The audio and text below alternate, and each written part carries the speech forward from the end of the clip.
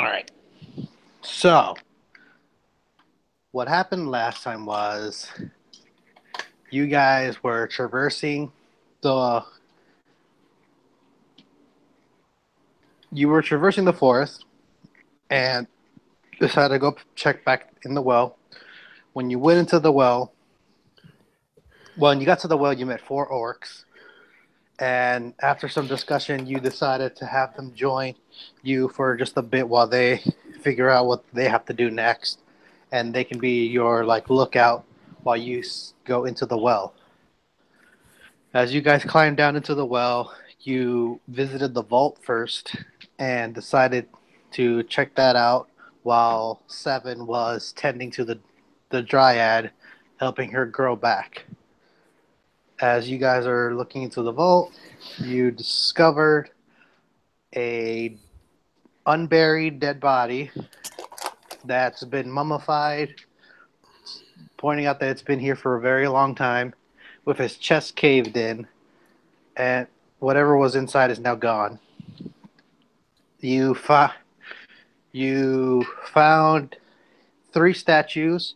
Two of them were just broken legs, as the remaining statue shows half of a body of a uh, what seems like a cleric or some kind of elf priest who cast a large like spell that turned him into stone and his companions. You you try to like fix the statue as best you can before leaving, and as you're leaving, Seven comes in with uh, Alora, the dryad, in her hand, saying that the well isn't safe for her, that he's going to carry her. As you guys begin to inspect the next area of the well, uh, this poisonous mushroom releases its spores, and as everyone covers their mouths and gets away, Tormade breathes in the spores, and before he could even react, he uh, gets poisoned, and his body weakens.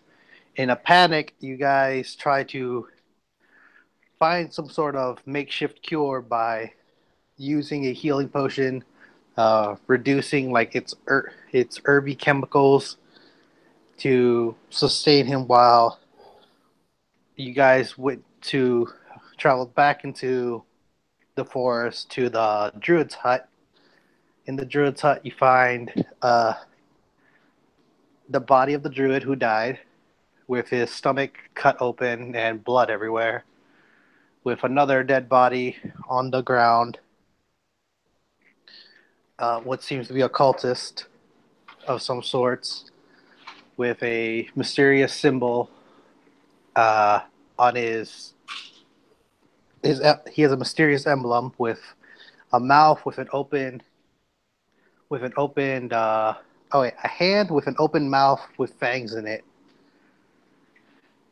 And while Seven's searching around, she hands Alora this pixie. This pixie points to the herbs. Alora points to the herbs where you guys find the plant needed to cure Tormade. And as you guys are preparing to leave out, you guys are discussing whether what would be the safest place to take a rest, because you guys need a longer rest, and you were coming to the conclusion of going back to the well. You haven't taken a long rest yet. The orcs are outside. You're still in the cabin. Uh, Seven was pushing for the fact that you should make the cure here instead of risking it out there, and Tormade is pushing for the fact to go back to the well, make the cure on the way or at the well. You guys need to finish that well and go back into the cave. So yeah, that's where we are.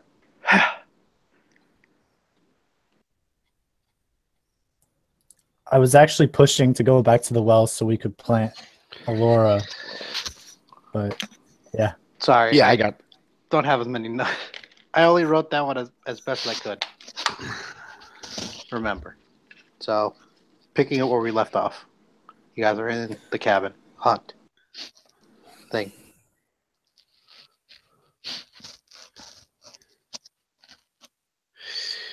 Uh,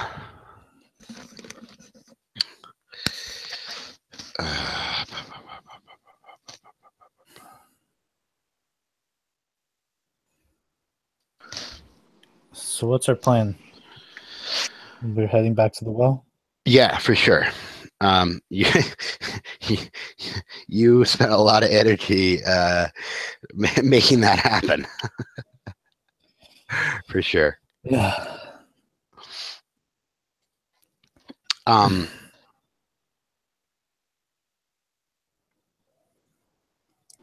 Now, an important question for Seven and the rest of the group. What are you going to do with Alora? She's now too big to carry, and the only reason Seven was able to carry her this far was Tomade spent a spell to have her gain the strength to do it. where are the orcs? The orcs are standing outside the hut, keeping lookout. I bet we could talk the orcs into carrying them.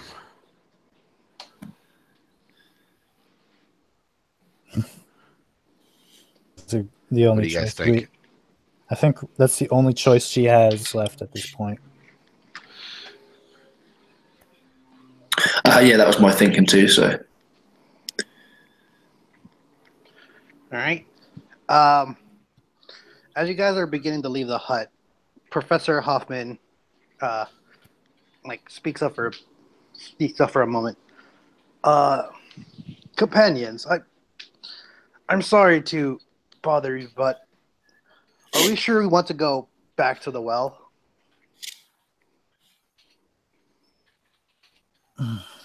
Is there a reason why we shouldn't be going back to the well? I feel like we haven't really cured the forest. We just been going from one place to another, and I don't know if what is in the well would lead us to curing this forest faster. I was only here to fix the forest, and this going back to the well. After seeing what happened to the mushroom, I'm a little scared of what could happen to me, and I don't want to give you a bother, but yeah. The the well is definitely tied to all this. This has taken a bit of work to track it down. This is not simple, but the well is definitely for sure tied to this. And there's been a lot of stuff that's come our way. We're moving on this as fast as we can, and this is definitely an important key to the puzzle. Have faith. Have faith. I understand, Dominic. You're a close friend, and I believe your word. But if you truly believe that's the right way, then I'll go. But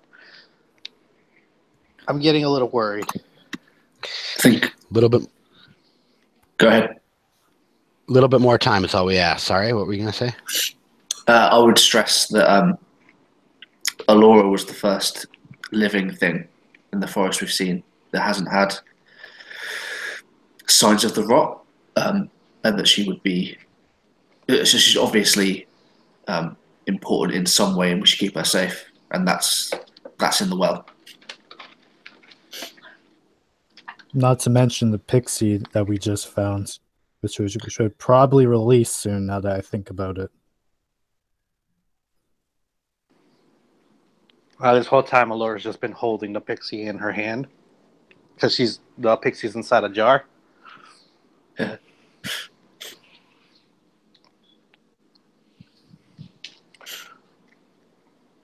Well, whatever you guys want to do, I'm fine with going as long as we can.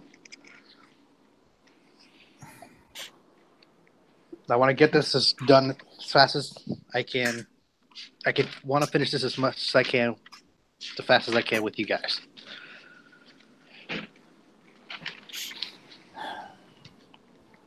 All right. So you guys gonna start heading out? Yeah, we go meet the orcs outside. So as you're leaving the hut, the orcs are all standing around, are all standing like at different corners of the hut.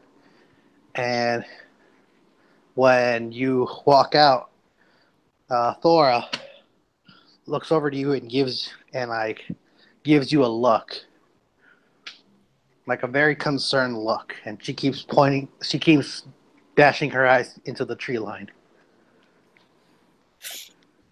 I look over.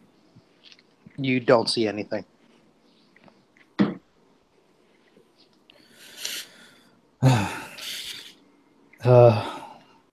Thora, we need to ask you one more favor. She starts walking backwards towards you, keeping her eyes on the forest, and whispers back to you. Sure, whatever you need. Hey, do you see something in the forest? All right. I kind of try to shake off the dizziness and weakness, and I try my best to look into the woods. In your condition, you really don't see much. Uh, You can give it a roll, but yeah. I'll try to assist myself with some light. Okay.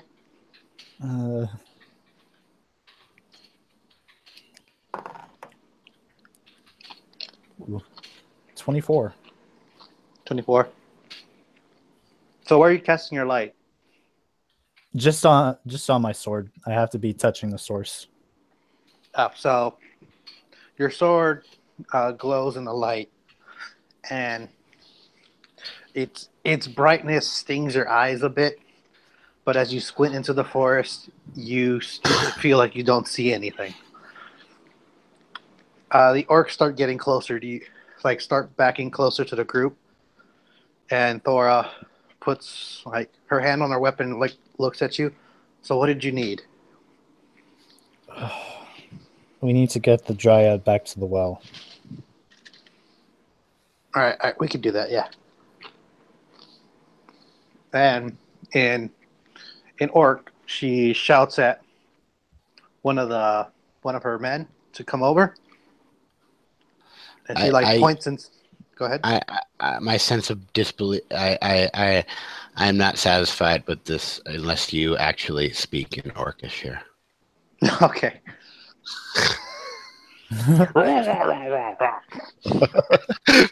Pretty good for being put on blast. All right. All right, pretty damn good. So the orc, she points inside the hut, and the orc goes inside. May I ask? Go ahead. What are you seeing right now? Is the forest spinning? I see movement. I see figures inside the forest. They keep hiding, but we feel eyes gaze upon us, like someone's watching us, but we don't see who. There's something in the forest that's watching us. Dominic, that kind of sounds familiar.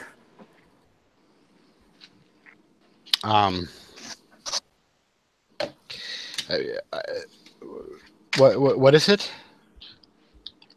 I mean, I pull out my gun as I say this. I know that's my default fucking. What was it that I become very Texan all of a sudden, but what was it that you gave us to help us get rid of the visions from the swamp? I didn't do much except get the air clean. We should get bandanas soaked in distilled alcohol. That seemed to work last time, and we should carry a bottle with us and I used a mix of water and a little bit of distilled alcohol just so we were filtering something. Let me get that stuff out. I get us all 7 masks as quick as I can. That'll take a little bit, but I'm working on it. 7, with your passive, you see something moving in the tree line.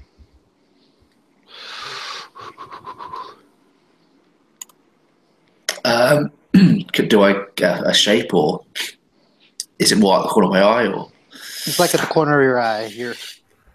As you're standing around, with your passive, you feel like there's something moving in the treetops. Tormade's too unwell to get the maximum use of his passive.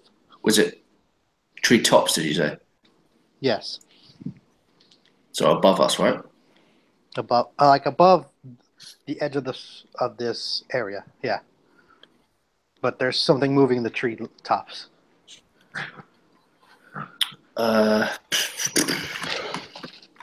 Let me know when I'm done, time-wise, in your brain. Great GM, with the process of getting this stuff out, and it shouldn't take that long. I mean, people do this at protests and riots all the time, pretty quick, right? Well, the bandana. I mean, that's what you do. You soak a bandana, and you don't get you don't get gassed. It doesn't take that long. You can get it done pretty quickly. You're just doing you're doing for everyone again. Yeah, you're just resoaking, including the orcs. Yeah, including the orcs. I don't want some fucking drug-addled orcs at my back here. You're extra soaking the orcs' bandana just to be sure, just to be safe. Well, not extra soaking, but they get one too. We're not just leave it. The whole party, whatever the party is now. Let's see, 4, 5, and 9. There's 9 members. 10 if I have 10 if you count Laura. Yeah, I mean, I have buttloads of everything that we need. As the orc comes out of the hut with a pot of Alora, she's like trying to keep her balance and hold his head. He walks out. Then he stops and is looking in front of everyone. He was like, "Look!" And as everyone turns into the forest, you see just one man in a hood looking at all of you. You can't quite make out his face. And then you realize that there's no sound in the forest anymore. Like there was raining before, but now there's no sound. The soft winds seem to be gone. There's you could hear the slime still dripping from the trees, and those are gone. There's completely no sound. Any sound that you guys are making are the only sounds in this forest right now. And there's a hooded figure in front of all of you. I'm gonna take this opportunity to cast Cure Wounds on myself. Level 1. Okay.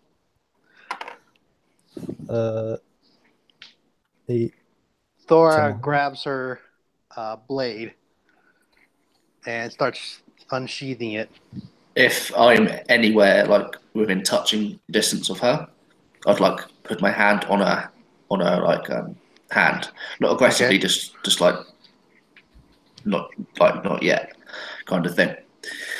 And I would call out to the mask, the hooded figure, and just say,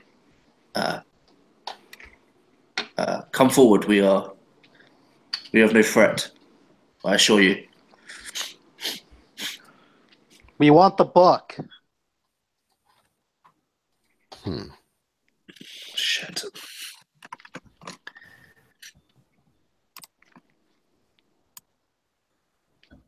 I'm gonna reach to my backpack where I stored the book, and I'm gonna hand it to Dominic.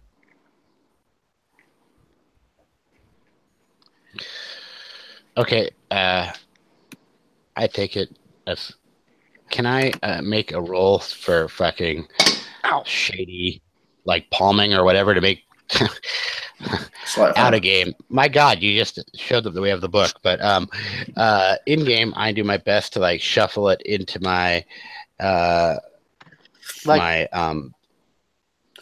my bag of holding as sneaky as possible. So all right, give me a sleight of hands roll. Yeah. Should both of us make one? Yeah, you can make it. Yeah, that makes sense. If you're trying to slide it to him, then that makes like hand it off behind you. I only got a 12. All right, It doesn't even. you just all you need to do is beat a 12. Okay, so let's see.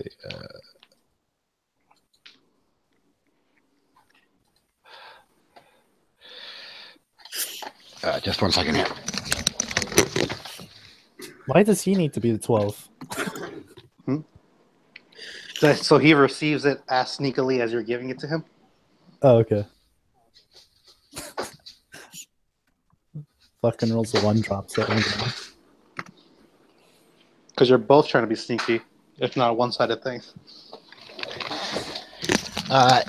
18 plus 2. No, 18 plus 4. 22. So Holy. he starts handing to you, and you grab it, Tormade's cloak, and just look like you're just pulling at his cloak as you're shoving the book into the bag. Mm-hmm. Nice. The hooded figure responds back.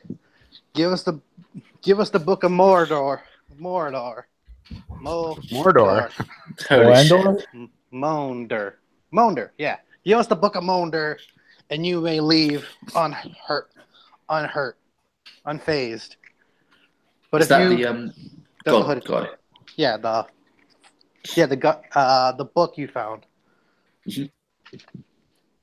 You found 2 books. One of them was just like, nah. Information about law and information about this diary this book that the Alderan was writing about this symbol. You guys didn't really take a good look at it because you grabbed it and we're heading back out. You just saw that the symbol was in one of the pages, so you just picked it up and grabbed it. Monder.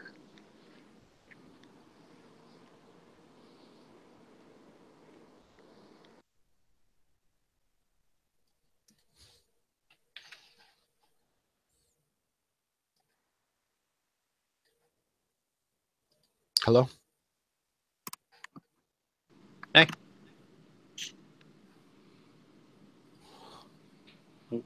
So the hooded figure says, "Give us the book of Monder, and you may leave. If not, we will be forced to attack."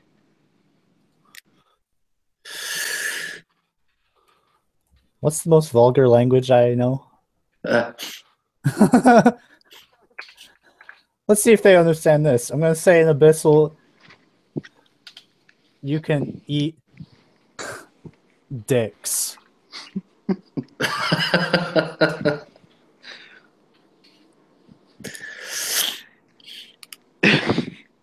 In Abyssal, it replies, "Then you leave us no choice."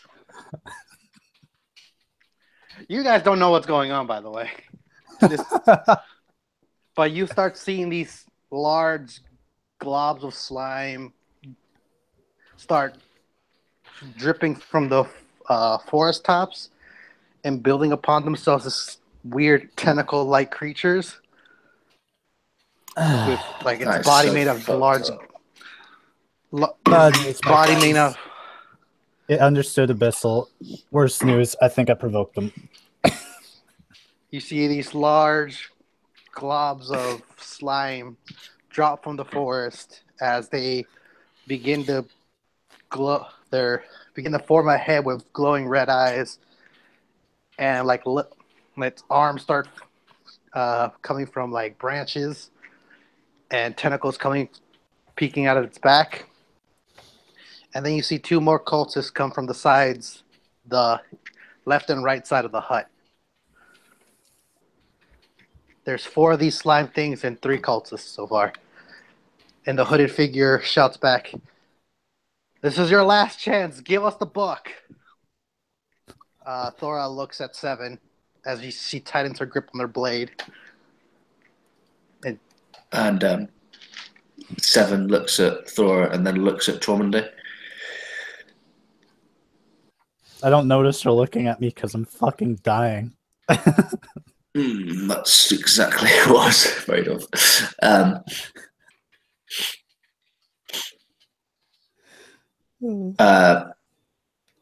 Shit, I just don't know what to do. She would. So, how big are these fucking gloopy things? They're they're about 6 feet, and they're pretty like wide, and they're thick. Their bodies keeps like slime keeps sliding off their bodies, and you see bone and like branches built inside of them as more slime keeps covering and going. And They are look they heavy. Are they in front of us? All of They're them. surrounding Every the single hut. one of them. Yes, like they're in a C-like shape around the hut. And we're like, what? At the entrance. Oh shit! How far away are they from me? Wait, what did I write down before I say something? They are 40 feet away from everyone. I would say to all of us, I'd whisper to say, I think I can buy us some time. And I'd look at Dromedary and say, can you run? Fast. I kind of just stabbed the sword I've been leaning on this whole time. So we've got a tree to carry and you.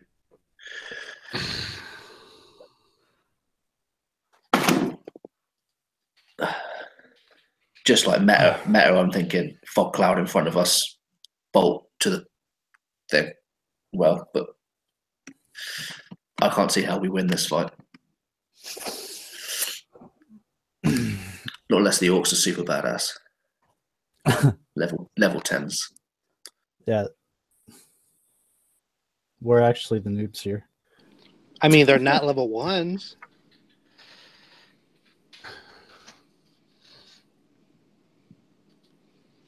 Wait, do I have a...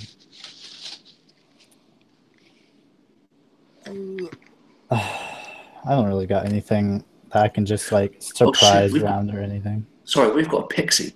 What the fuck do they do? Yeah, man, what the fuck do they do? Who knows anything about pixie lore? Like, how many fireballs can they fucking use around?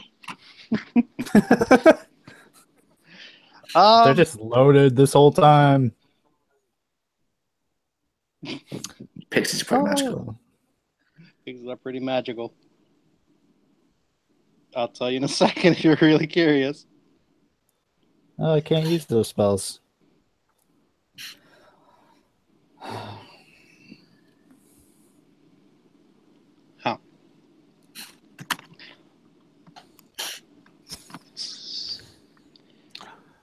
Well, while I'm doing this, what do you guys want to do?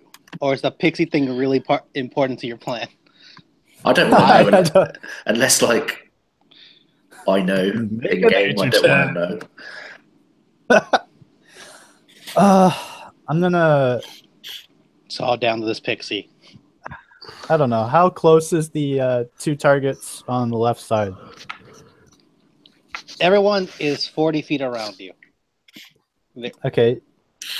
I meant the enemies close to each other. Oh, they're all next to each other. Like, there's 2 slime creatures next to each other. A little bit away from them is the cultist, and the other side is 2 slime creatures and a little bit away. So, like, they're 10 feet away from the slimes. 2 slimes are together. 10 feet away is a cultist. Then 10 feet away is the main cultist that's been calling you out. Yeah. Okay, quick question here. All right. These are green slime, right? No, they're not green slimes. Okay, I have a green slime in a jar. Yes, you do. Right? Okay.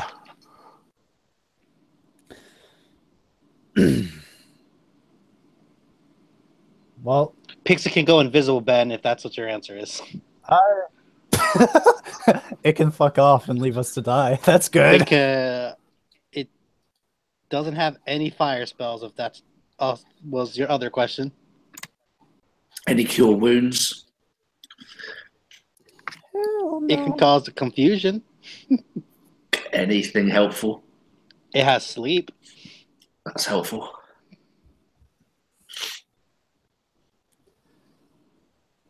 All right, let's initiate this thing. I'm gonna walk 10 feet closer to the slimes in my fucking haggard, out of mind state.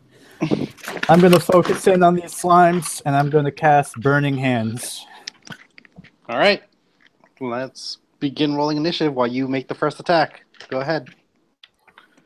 I just want to look at this spell because I'm not sure if it's just a 15-foot cone or a 30-foot cone. Oh, no. Don't say that. I'm sorry. I was supposed to be muted. Hold on. Dude. I've got a natural 20. Well, So I wasted that. I'm gonna die. It's initiative. Okay, it's a 15-foot cone. They have to make a dex save or dexterity saving throw. 3d6 fire damage on a failed save. Half on a successful. Lights anything flammable within its range. Ooh. 7. Yeah. Let me roll my initiative. Oh, sorry. That's what you got. Oh boy. My initiative is actually really good for a change. 20.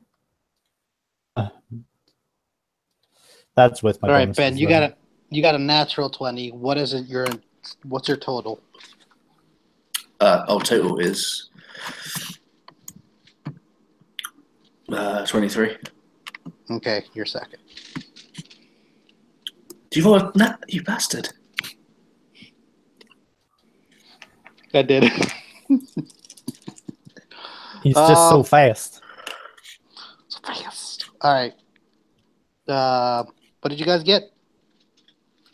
I got 20 with my bonus. Okay. And Anak? 7. Okay. With my bonus. Ooh.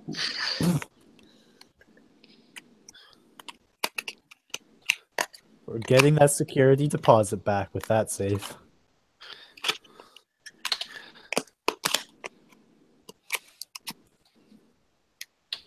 All right.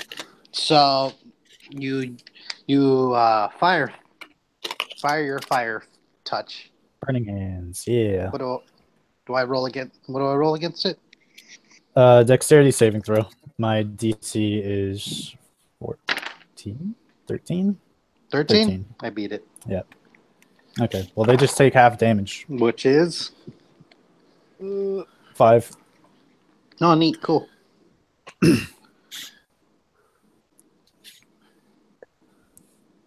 And anything that can be on fire is on fire.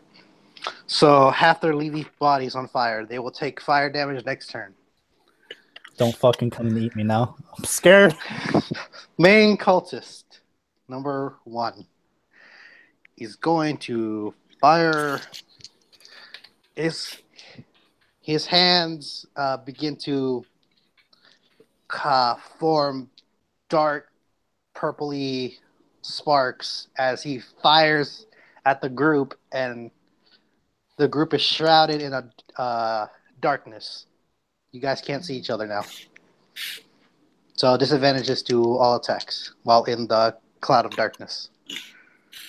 This isn't going to be good. Ben, you're 7. Your turn. Okay, so cloud of darkness. Oh shit! I didn't put the orcs in here. Hold on, I put them in here. There's just half their fighting strength right now. Probably more than that. Ooh. So they went last. And then you gotta count Alora, the dryad. Oh, okay, sure. I don't know what you got, but better than nothing. Because I did roll 1 on the orcs. So, damn it, really? Alright, so Alora goes before the orcs. Alright, we're good. I'm ready. 7. Your move. Okay, so we're in darkness. We can't see, or we can see. You can't see. It's magical darkness, so you're blinded. Well, not blinded. You just can't see. You had disadvantages in all attacks if you're in it. It's a 30. It's a 30. 30 to leave the cloud. And so are there two cultists like together No, within 20 feet of each other? there. Yes. Okay, so if I put like, okay, so I want to cast Fairy Fire. I want to blast it in. It's not really a blast, but like I want to center it to get as many people as possible within 20-foot cube. Okay. And they need to make dexterity saving throws. Cultist number 3 is that's 8, and cultist number 2 9. Okay, so they both fail, which means shit. So both of them are outlined in like this, say, green sort of light, and they also shed dim light in a 10-foot radius. I'm assuming it's magical. It doesn't say exactly on the card, but I can look that up later if you want. And any attack roll against that creature gets advantage. All right. So it maybe cancels out the disadvantage. I don't know. Now, do you need to see the opponents to cast it? I don't think so. It's not like you. It's just a set area. Yeah, the component is verbal, so there's no sort of. All right. And okay, if we're in darkness, can I use my movement with my cloak? Technically, yes, you could. Shadow cloak, and I just want to get. I don't want to be in the front line. I maybe want to be like behind the orcs. All right. So Perhaps. you. Like I imagine they're like melee, right? Right. So you turn invisible and get behind your whole group. Cool. Done. All right. Tormade. In your weakened state, everything you do that's not spells or disadvantage. Oh, fantastic. All right, so now that I moved closer to the slimes, how far away from everything am I? You're still 10 feet inside the cone. The You only move, darkness? yeah, you only Okay. move 20 feet, you said? Yeah, to the slimes, yeah. Yeah, so you're still in. It's a 30-foot cone of darkness. It's a cloud of darkness of 30 feet. Okay. So you're still a little bit in it, but you can see the slimes. They're like 20 feet away from you. Mm-hmm. Anything behind them? No, you don't see anything really behind them. Okay. 10 feet away from them is a cultist that is glowing in green energy. That'll work for me. I'm going to use my channel divinity, and I'm going to point my sword. Since I am going to use. I didn't write the name of that ability for some reason. We're professional players. Yeah, I man. swear. We get paid to do this. Radiance of Dawn. As an action, I can present my holy symbol, which in this case is my sword, and magical darkness within 30 feet of you is dispelled. Additionally, each hostile creature within 30 feet of me must make a Constitution saving throw. Creatures take radiant damage equal to 2d10 plus my cleric level on a failed saving throw, and then half as much on a successful. Ooh. All right, so let's do the slimes first. Slime number 1. Shit. Slime number 2. Constitution? It's 13. That's my DC. All right, I got 12. Yes. And the other one was a 1, which, yeah, I need to stop rolling that dice. Time for radiance damage. Come on, big money. Big money, no whammies. Where's my other D10? By the way, can you guys hear me eating chips? No.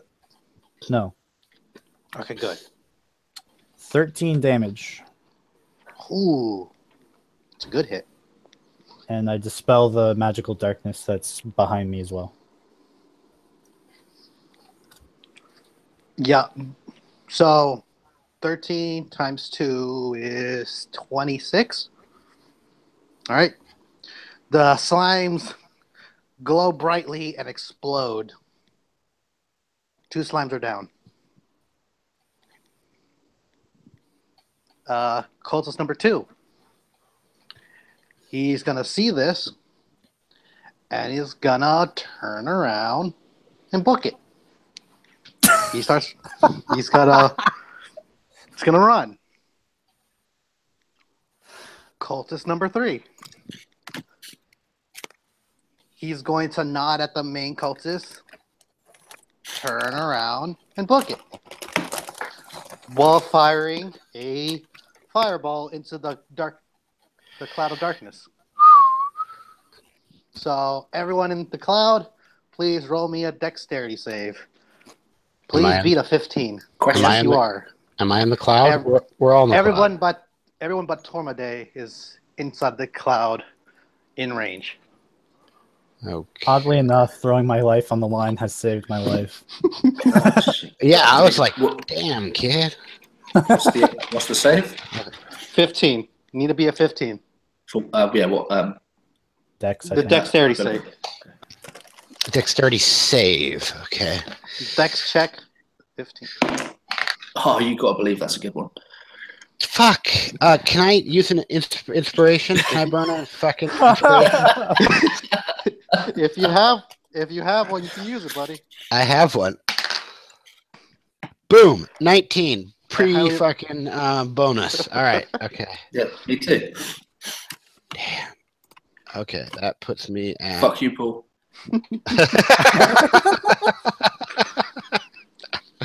All right. Okay.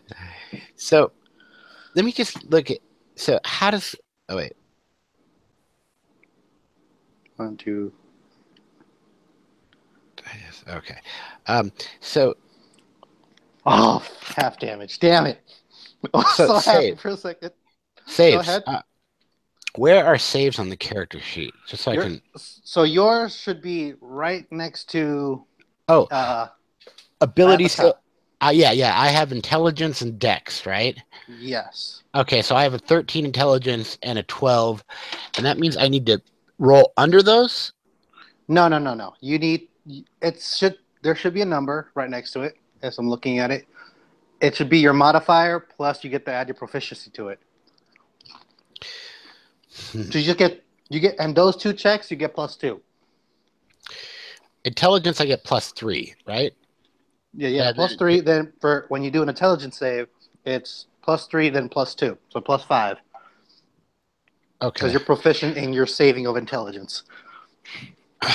What I'm curious about is why my intelligence save number is higher than my dexterity one, when I have a higher bonus in intelligence than I do in dexterity.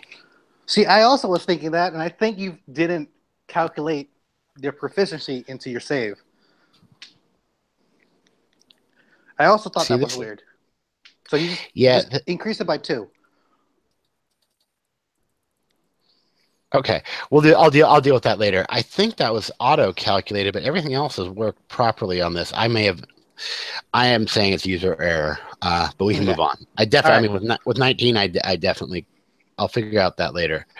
Okay. All right. All right. Damage. Right. So you guys get half damage. 15 damage. Oh, I regret that. Fuck you now so much. Wait, 15 damage a person? 15 instead of 30. Yeah. Jesus fucking Christ! And is there somebody dead? Well, let's find out. Let's see these orcs, because the orcs didn't roll yet. What's their HP? Okay, cool. Just want to make sure before I do this. Those 2 aren't good. And then, that one's a crit. But these, all right. So they The orc holding Allura drops, and Allura's pot smashes into the No. ground. No. That's my favorite pot. She like touches the ground and immediately roots herself into the ground. Wait.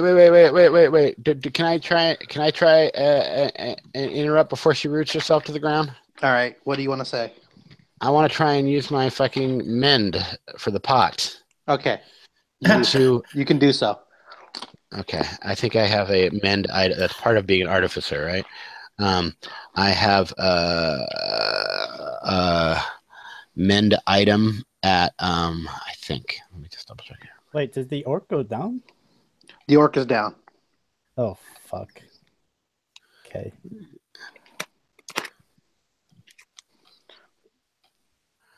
Mending is a spell repairs a single break or tear in the object you touch. So you just dive and touch the pot. Yeah, make me roll something if you want to. Nope. Okay. I just want you to know that you see him drop, the pot's falling, and in an instant you dive and grab the pot and mend it as it's hitting the ground. No roll, but just know that you're on the floor right now. All right, I'm good with that. Orc holding pots down, one of the other orcs down, and both Thora and I'm gonna call him Zork are both standing but really bloodied. And that cultist is gonna book it. Have to be fired. Main cultist is going to shout into the mist, "Throw the book out and leave. I will not ask again." Can I get like? Is there anyone? This main guy that's talking isn't running away, right? Nope. Okay. Can I use like we're in the shroud? Also, I've got my shadow cloak. I want to get behind this motherfucker. All right, on your turn. Oh, it's still initiative. Yep. Okay, sorry. Slime group number 2. They're still alive. They're coming from the right side, and they're gonna spend their movement to get closer and go into the cloud. No, one of the orcs will be closer. So it's going to slash the orc in the back. Never mind, it's not. I'm going to stop using this dice. Fuck this dice. I have not rolled above a 5. Let me just pick another. Rip. And that's... Now you have 2 slime ball creatures inside the mist with you. Allura. She's going to cast Dispel Magic to dispel the cloud of darkness around you guys. So now the cloud dissipates as she's shining a bright light into the air. And as a bonus, she's going to pluck a berry from her hair and give it to Dominic, which he can eat for a 1d6 health. Is this like good berry spell? The equivalent Yeah. of? Yeah. Mega good berry. Except- Damn. Am I the most in need? Well, I she just say- gives it to you because you saved her. Okay. 4. So whatever you... 4, so you heal 4. Okay. Orcs. Thora, while seeing her 2 companions on the ground, rages and charges at the main Fuck cultist. yeah. She Get him, charged, girl. and she's gonna do a swing. Get some. I'm gonna roll my dice. It's a hit. It's all good.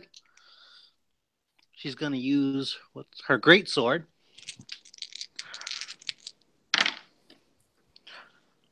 Uh, 10 damage as she cuts into the main cultist's shoulder. The hood gets pulled back, and it's showing it's a orc under the cloak, which causes her to get even madder. Ooh. She enters frenzy even though she's only level 2. And with that, she's going to use her bonus action to just grab his shoulder and open him up to like an opportunity attack. Like you get an advantage if you attack him during this turn. The other orc. I did declare that my gun was coming out. You did. Just the other orc is going to also enter rage as he attacks one of the slimes that on the right side that joined the fray. And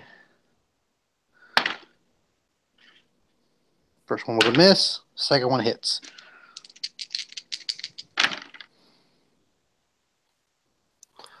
And does a good amount of damage. 13 damage. Wow, I thought it was less. Okay. Zork cuts into one of the slimes, opening up its chest area where you just see a bunch of green goo and branches. And Main Colt is going to try to end the first round. Main Colt is going to shout out at the group, "This is your last warning. Drop the book." As he's going to read the room, dude. Read the room. He's going to try to break out of the grapple. That's a no. Hey, how about I just stop rolling dice and just say they did it? I like that plan better. Yeah, automatically succeed. Oh, they succeed. Whoa, how did they do that? Man, I'm so good. And he fails. 7. You're behind 2 dead orcs. Yeah, it's not a good place to be. Can I see the which cultists ran away? Was it the ones that I had verified? Yep. You can see them, and they're pretty. They should be glowing like light from them. From you, they are 80 feet away. Like in the trees. In the tree line. They're running. Are they both heading in the same direction? No, they're both splitting off different directions. Okay, that sucks. I was hoping to get like a direction. Well, for now they're doing that. If you want to wait a few rounds. How far is the main guy? Main guy is only 30 to now. He's 35 feet away. 35 feet. Yeah, it'd be greatly appreciated if Guy chucking fireballs would die. Well, he ran away. Oh. Yeah, that was a over-the-shoulder fucking bitch shot. Shit himself, yeah. William I've only got...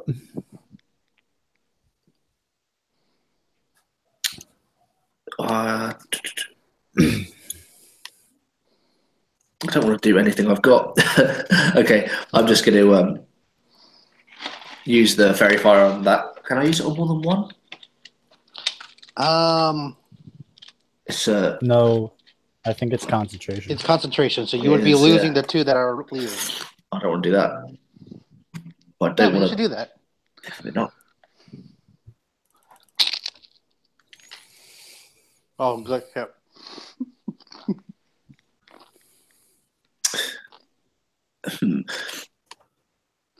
Okay, I'm gonna move like closer a little bit and use form whip. So this like cracking form comes out of the ground and attempts to hit him. Sorry. You get an advantage. Sweet. Might not need it. Don't need it. 17 on the die. Hit. Okay, so she takes. Well, wait. Hold on. 17 on the die, right? Yep. Is that in total? No, plus 5. Okay, yeah, that hits. Want to be sure. Okay. Right, okay. Once and for all, do you add any modifiers to your spells? Do you attack your spell attack bonus? No. No.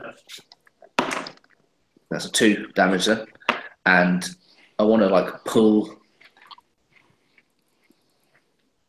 him closer to me, but like, is there any more orcs like near me?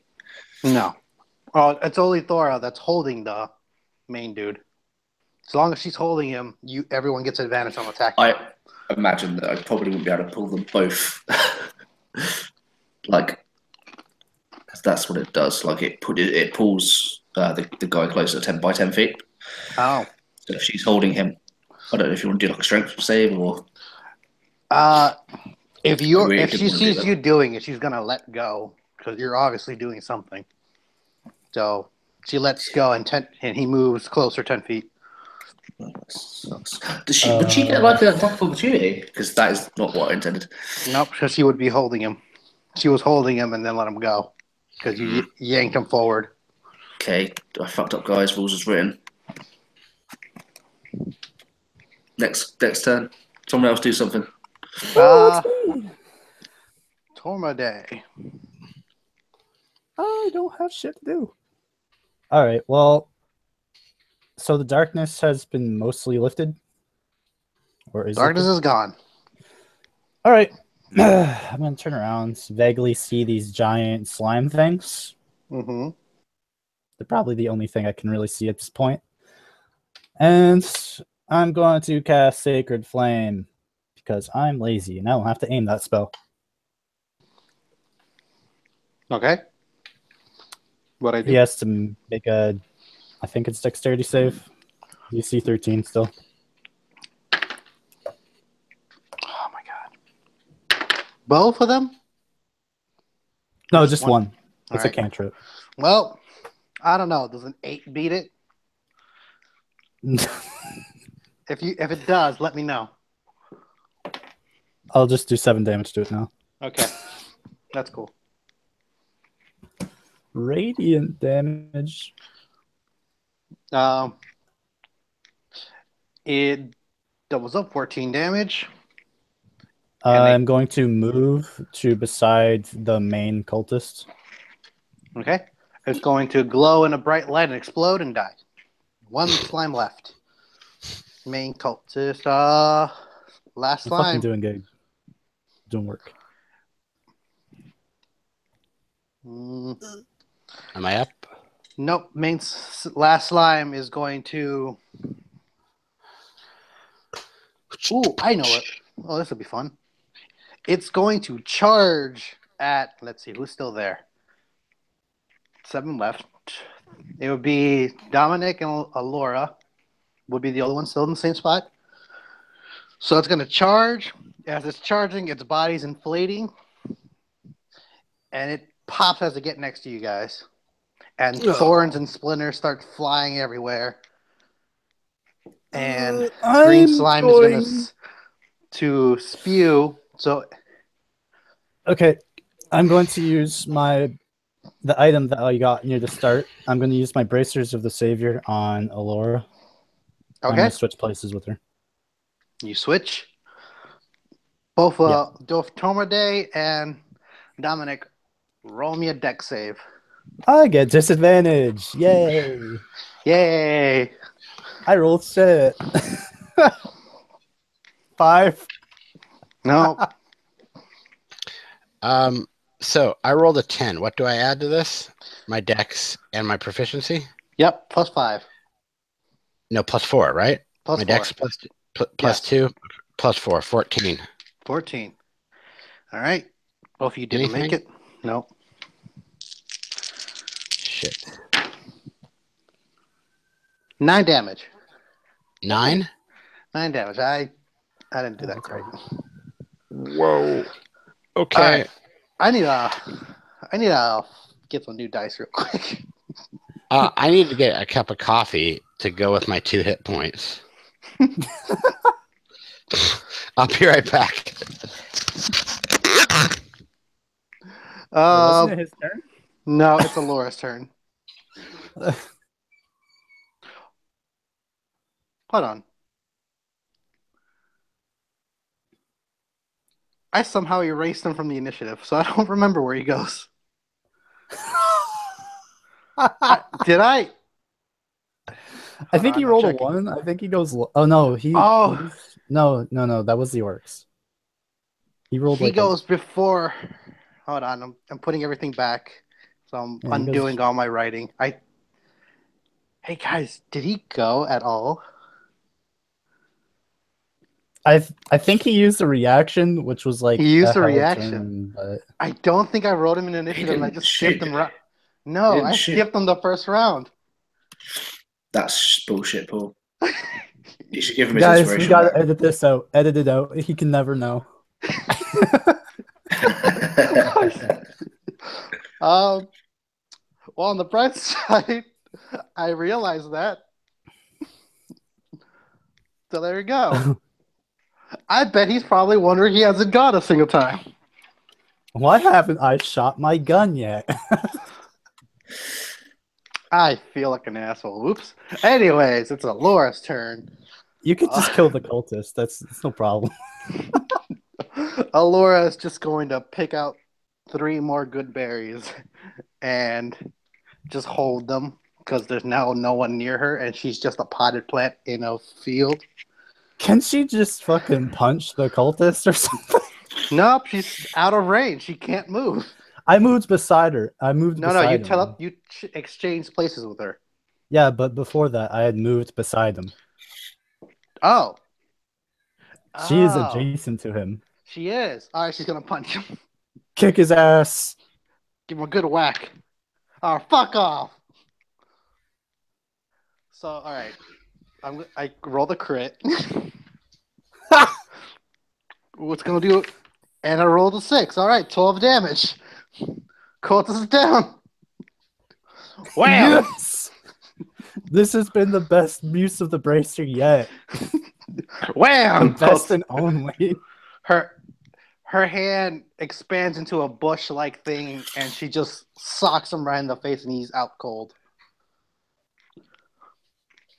Combat over. Praise Iron Jesus. No until Enoch, what happened? Wait, so is that cultist dead? Like the main guy? No, he's knocked out. That's what you want. You can kill him. He's out. But initiative's over. We're going to use some charm person on this motherfucker. We're going to learn all kinds of shit. Ugh. We're just going to wait for Enoch to get back. Then we're going to find out some shit. Will I drink? Oh, wait, this is a good time to change all my dice. Fuck these dice. Time I to think put in they're the cool. weighted bullshit. It's all semantics and lies. All right. This will be for enemies, and this one will be for DM stuff. These are damage, and these are for those. Here's for the special doodads and thingamajigs. Throw that in there. Okay, we're good.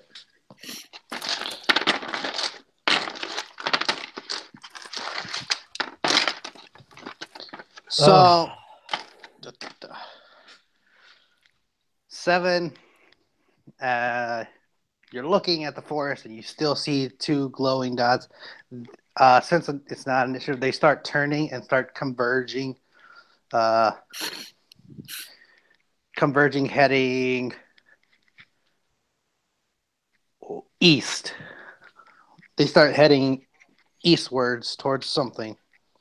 And you only see them running for a minute, and then the spell wears off. Yeah, and I imagine that 7 knows the directions. That's like one thing she does know. So it's like she knows the head east, and they continue to head that way, and she can point out specific trees so they don't go off course. I don't know if you want to roll anything for that, but I imagine that's the sort of thing she's good with. Like she could spot that tree's got this bend in it, so we don't want to go we don't want to go too left of that tree because then we'll be off course. When you get over there, you can start tracking them since you know exactly where you stop seeing them. Sweet. All right, I'm just gonna fall on one knee after getting exploded on by slime. And I'm gonna start reaching to my belt. Can I see the orcs still? The two that are down. The two, the two that are down. They should be beside me. Yeah. Their eyes are just glazed over. Okay. I can't check their conditions, so I'm just gonna use my healing kit on them and use a hope for the best. All right. Do you want to expend the charges? Yeah. All right. I'll use 2 charges. All right. So you start looking them over, and you can stabilize them, but they are knocked out. And Okay. you won't know how to wake. You don't know when they'll wake up because you just brought them back from death. Yeah, I just don't want Thor raging at me or Zork, so I'm just gonna, live. I mean, I wouldn't mind if they raged. They get the DM dice. They don't get the enemy dice.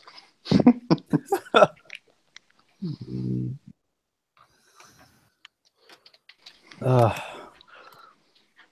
going to check the condition of Alora, since I probably can't see very far. As you get closer, she gives you a good berry. Ooh. I stare at it intently because I'm not really sure what she handed me until I examine it, and I'm like, ooh, a berry.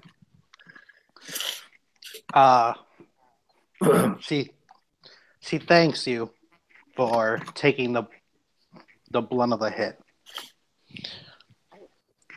And if there's anything she can do later, she'll make it up to you.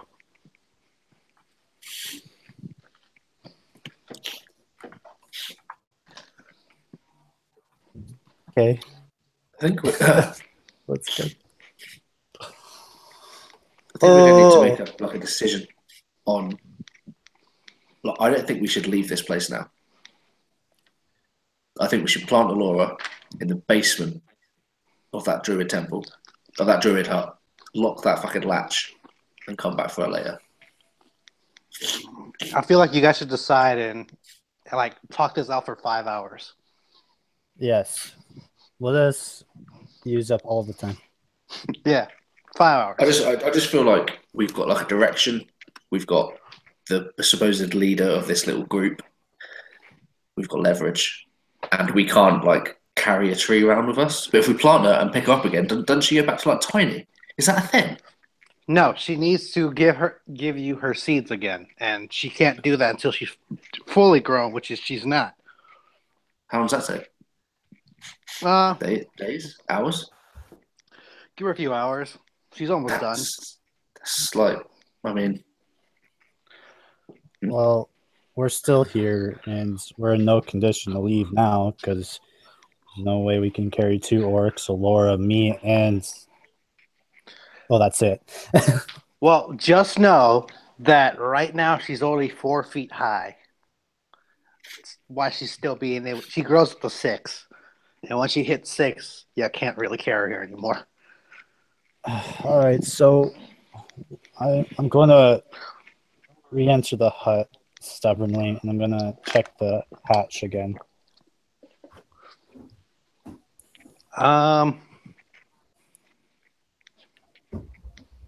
Give it a sec. I really need Enoch to be here.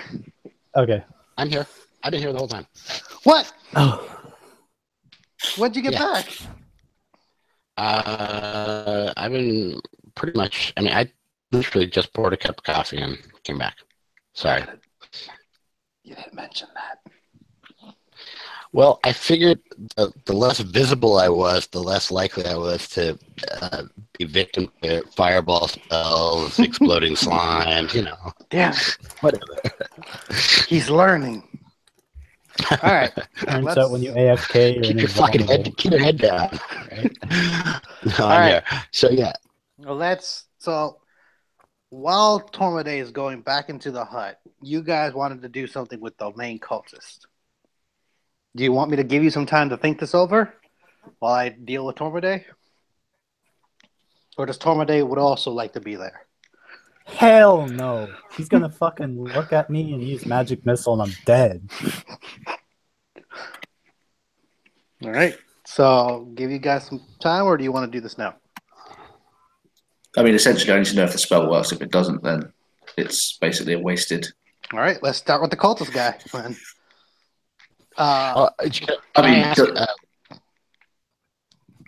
what do you do? Is this like some sort of like truth spell? What do you Since do? a charmed person, he considers me a friendly acquaintance for an hour. All right, cool, good. So Thora So he could grabs, lead us right there, I guess. Thora grabs the orc from his like head and like lifts him up from the ground a bit and starts smacking him awake. Like, hey, wake up! And as you guys are getting closer, you notice that there's a flower coming out of the orc's ear. It's pink and yellow.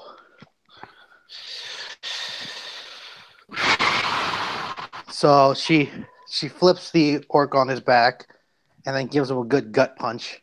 And he flexes and wakes, like, bursts awake back up. And, like, looks around. He looks at Seven and Dominic.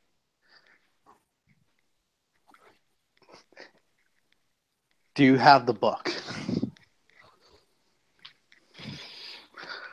Are you here to give it to me? I look over with a questioning look of you field this one. I'm playing dumb, but you hopefully know me enough that because you just hand me the book, right? You know that I have the book. Does that make sense what I'm doing here?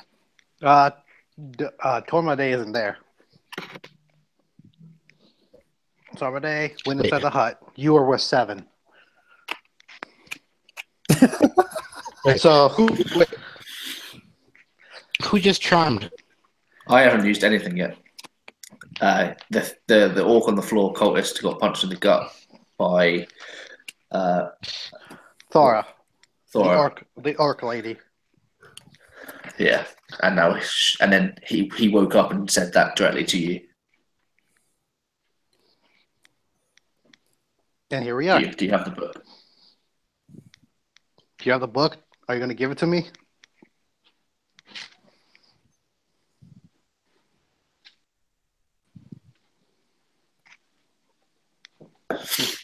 A knock? Hello? Oh. Nope.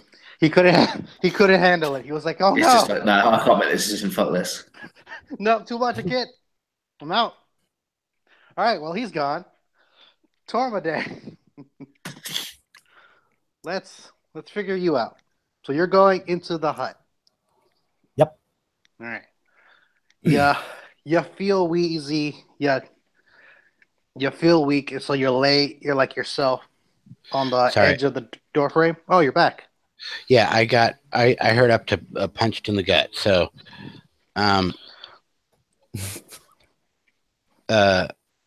so is. Sorry, our blooper reel is going to be fucking huge. It's going to be like 2 hours. So this orc is the orc that I'm talking to. Main cultist orc. Main cultist orc. That was the one that was just punched in the gut. Right. Next to you is Thora and Seven. Tormade went back into the druid's hut, and he's not next to you, and he's the one that gave you the book. Right. Okay. So this orc is not on fire. I know, not charmed, not anything. He just got punched awake, and he's asking you to give him the book. If you're here to give him the book, so he can leave you alone.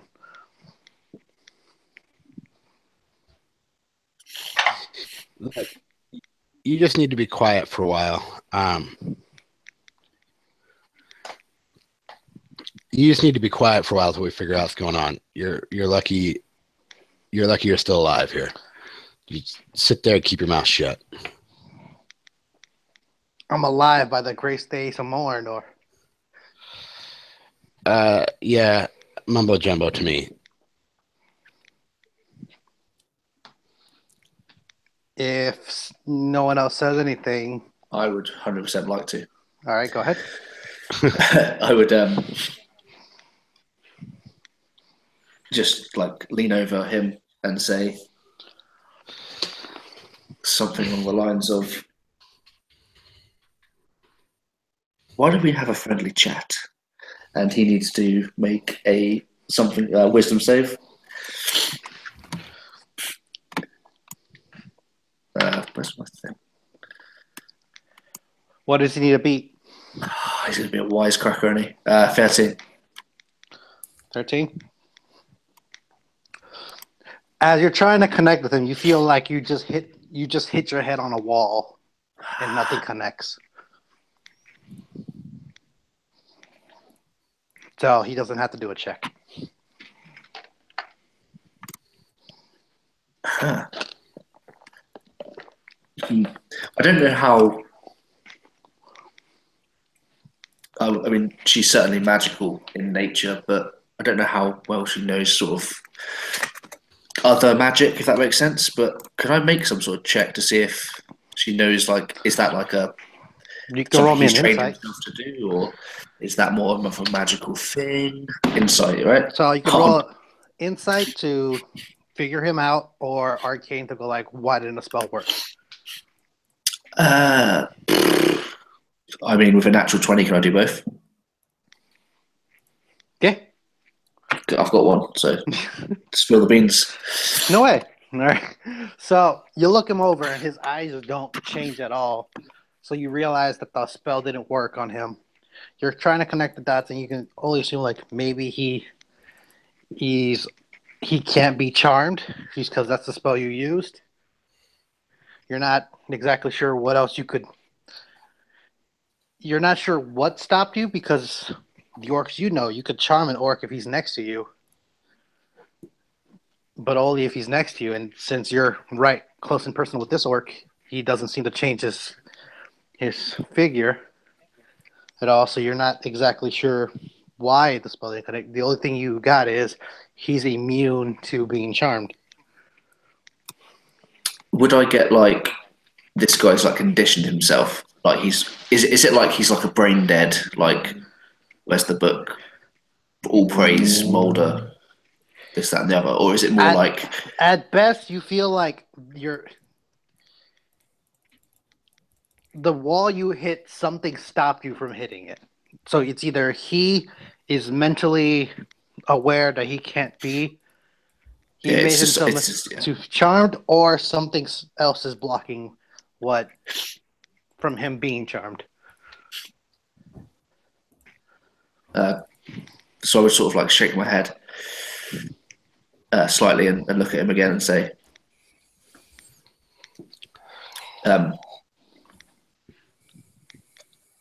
you are in no position to negotiate or demand anything. I do not wish to kill you. And I look over my shoulder, but she does.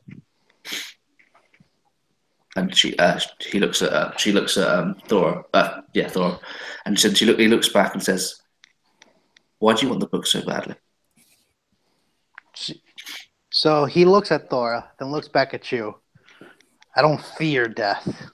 The great Morna will keep me safe for whatever it is to come. I want the book to spread his word of wisdom, to spread his seeds of life. Everyone must know of our great Lord. Is there just one copy of the book? Surely you have it already. All books are important. We sent, and he gets quiet. Spit it out. I don't owe you any answers, Drow. And Thora, her eyes light up and just gives him another punch in the face, and then grabs his head again. Answer the lady's question, because I have words for you. Next.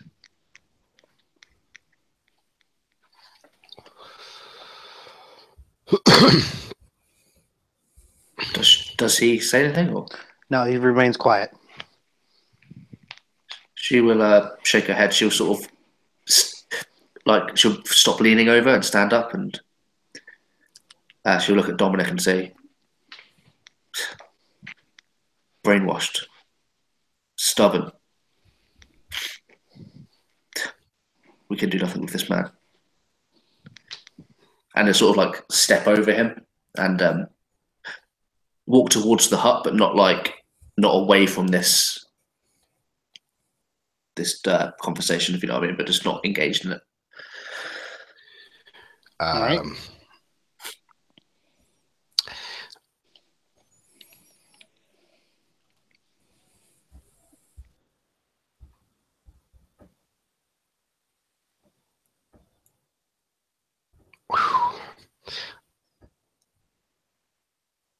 I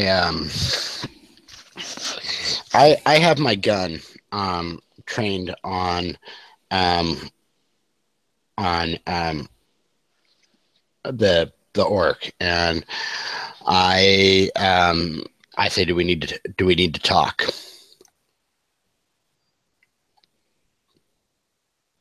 Like, did I get the look? Did I get the look of, come over here, we need to talk?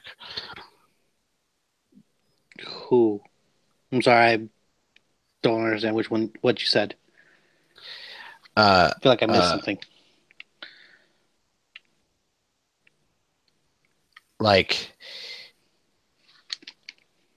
I'm with Seven, right? Yes, and she's starting to walk away. Yes, I'm trying to figure out if we need to talk. Seven, I'm trying to figure out if we need to talk. She will. Or do you want me to just keep my... That's a good point. She did just leave you. I mean, yeah. I feel like what I said, it's more like a dramatic, like, you've got this orc on the floor, you've got an orc just punching this guy in the face, punching him in the gut. And I've tried to sort of say, I'm trying to keep you alive here. Just give me answers. The orc's not doing that. And it's sort of that dramatic, like, well, good cop, bad cop. You can't, Okay. So, I'm going to try. I'm going to keep my like I said, keep my gun trained on the orc, and look as much as possible like I'm trying not to shoot him, and Seven's the only thing that's keeping him alive. Maybe a intimidate roll or something. Yep, roll me intimidation. I was just about to ask.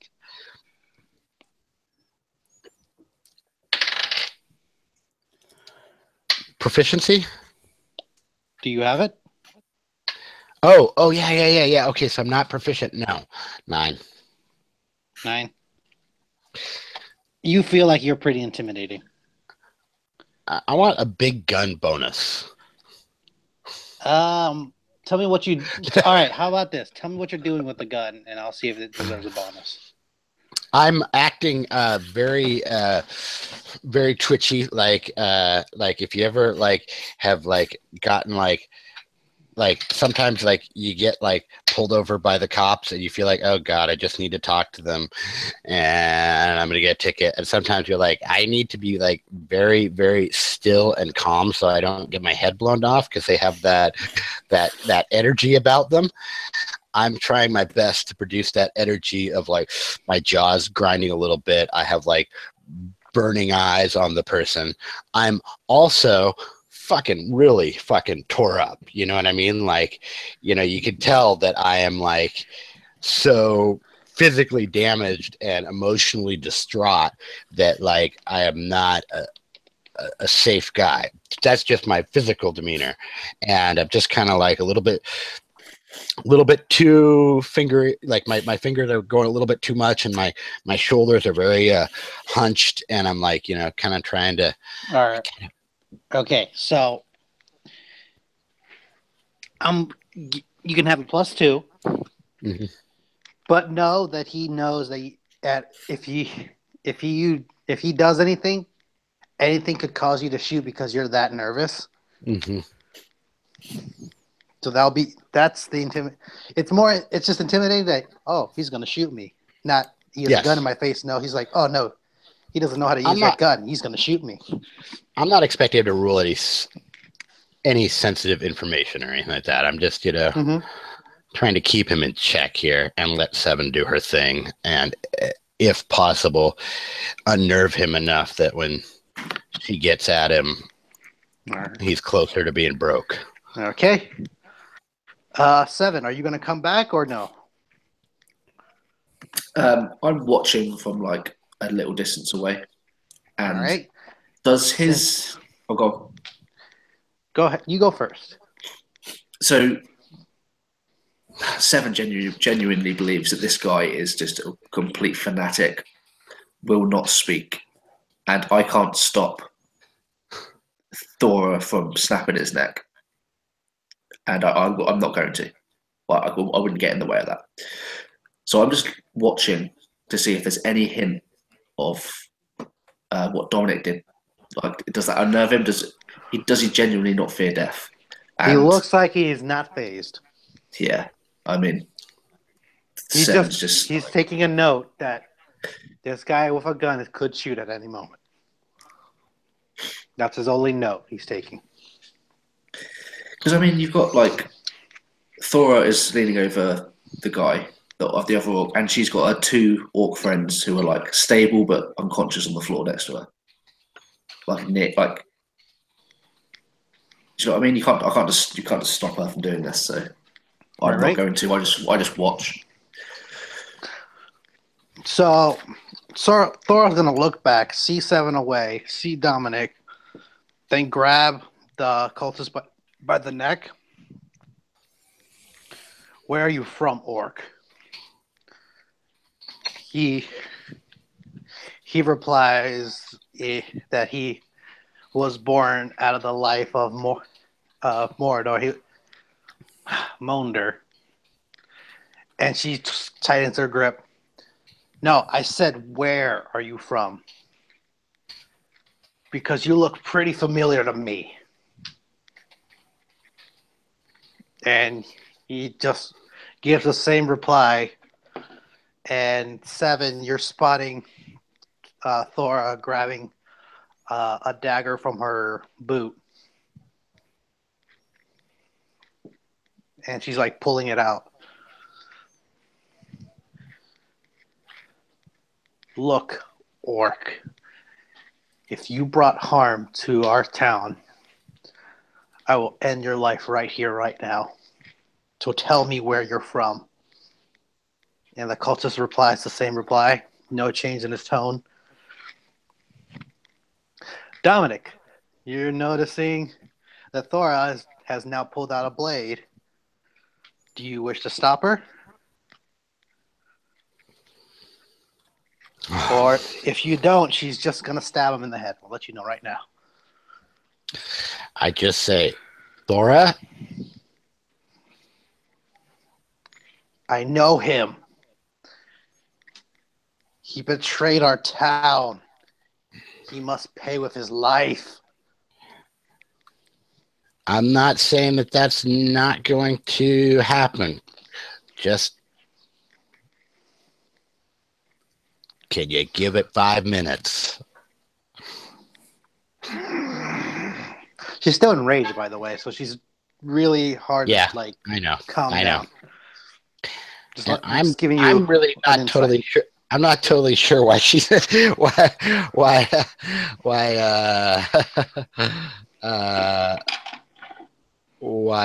I don't want to let her do it. Totally. I'm just trying to get a little bit more time to breathe on this one.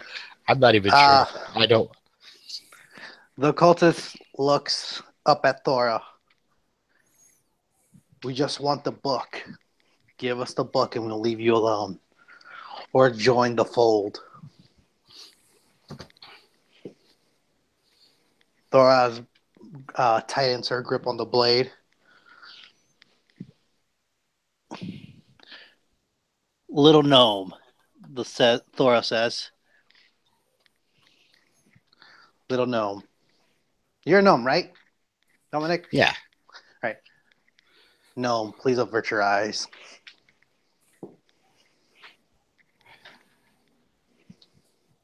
What? How do you pronounce your name again one more time?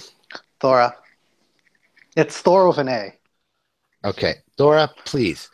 If this justice is meant to happen, it will happen. Give us some time to... Please, I'm asking you. We've so far had a good relationship here. Please trust me that if this justice meant to happen, it will. Roll me Please. persuasion. Oh yeah, my fucking charisma is my dump stat. All right. Okay, well that's that. 3. That's that. Which is what it is. 3. It is what it is.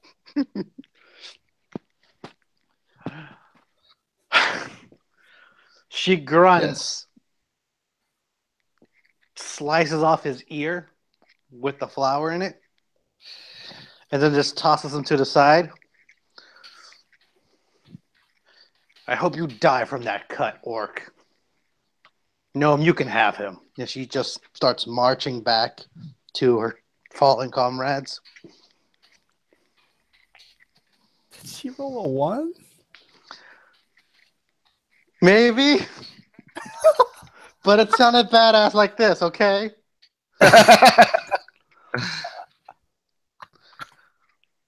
Maybe she had compassion. You don't know. Tonight's roll sucks. Ignore the little man behind the curtain. Ignore the little man behind the curtain.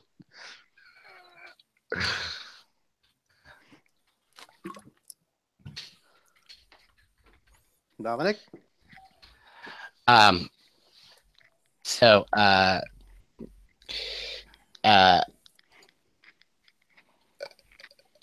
say to him, like I said, your best bet is to sit there, keep your mouth shut, and not get in any more over your head. He just lays there. Is he bleeding? Is he bleeding out? I mean, he's bleeding and his blood is green, but that's about it. Okay. Can't really tell from where you're standing. His blood is green. Oh, orc's blood green. No, he's a Klingon. I mean, I've definitely seen orc blood like in this battle. So is that normal? Is Thora? Well, her two companions that took a giant fireball have red blood. Thora is bleeding red. Oh, Zork is also bleeding red. He's fucking okay. I'm going to call over 7. I will approach. 7's getting closer. Thormaday, you're inside the hut. Yep, I'm looking for that hatch. So you walk over and you start stumbling a bit. You see, you fall next to Aldrin's dead body. You see a couple of seeds on the ground next to his hand. They're these black seeds. You're not quite sure what they are. You shake your head like, no, I need to check the hatch. You keep crawling. You unlock the hatch, and you peer down, and you just see a darkness down the hatch. But there's a ladder heading down. Would you like to go down? Or my sword is still lit, so yes, I would like to go down. All right. You slowly make your way down into the hatch. Each time you pull your leg down to climb down, it feels like the whole weight of your body's trying to make you fall. As you reach, it's not even that long. It's not that many of a steps. It just feels like you're really pushing your limits here. And you reach the bottom of the hatch, and you look around, and you see all these vials and books, this long dark table, and a small bed. It looked like this was like a little hidey hole for him. And then you see another hatch right in the middle of the room, and it's open. I kind of just start limping towards it now, just not of injuries, but just exhaustion. You look down into it, and you see a small ravine of water going through it, and the water seems like to have long black swirls around it. But it's like it's clean water with long black swirls going through it, and it's flowing water. Do those black swirls seem natural? Or No. is it just okay? Wherever this water's flowing from, it's tainted.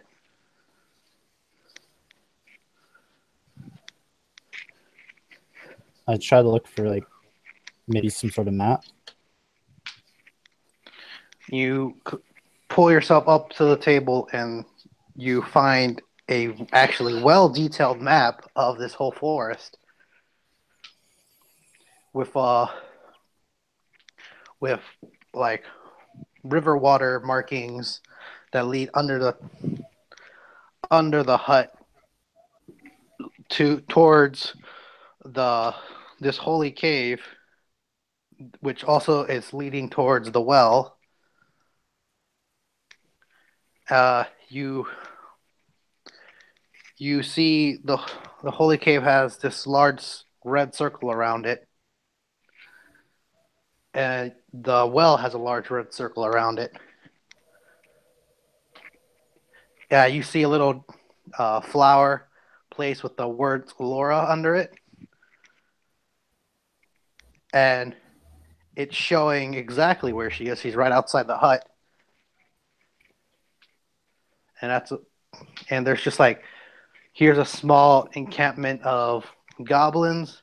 Here's like where the bears go to hibernate in this cave. Lots of like animalistic notes, where to find these certain types of plants, what plants are not by the riverside. All these things are labeled on this map.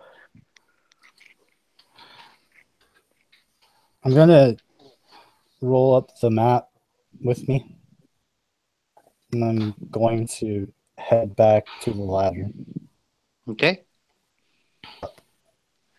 As you reach the ladder, you feel your hands shaking, and your vision starts getting blurrier. You're not doing too great. You feel like that battle accelerated the process again.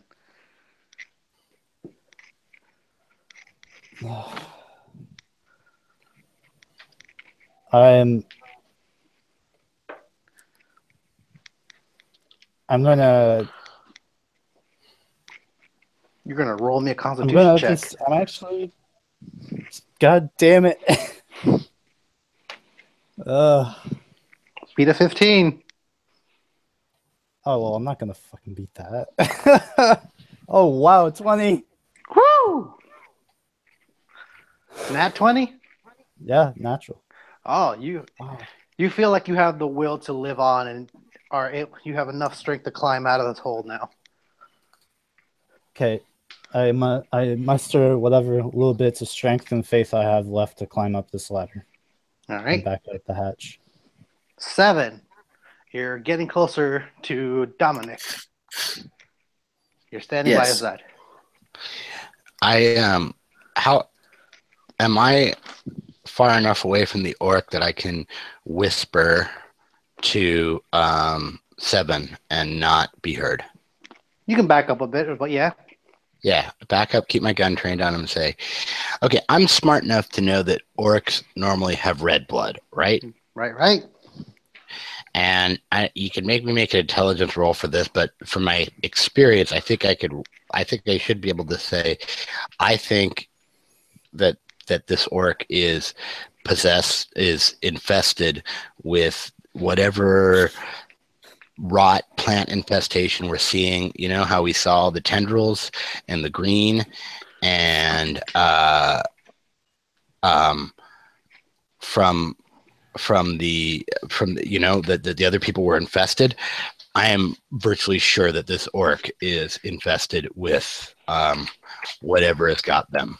I think that maybe is what's going on with this guy right now. So I don't know if we need to. I don't know what we need to do. Seven just takes like a small glance at the blood and the ear and the flower that's probably still in the ear. Like, nope. Flower was cut out and thrown to the side with his ear. That's what I mean. It's like, but they're together, like away from the body, right? Mm-hmm. The York. Yes. So she looks at that and looks back at Dominic and just says, just sort of bow her head slightly. Shall you do it or should I?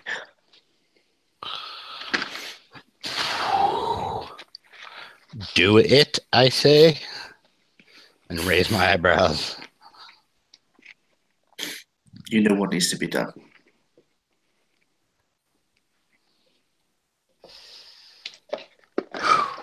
You're smarter than that. Give me a moment.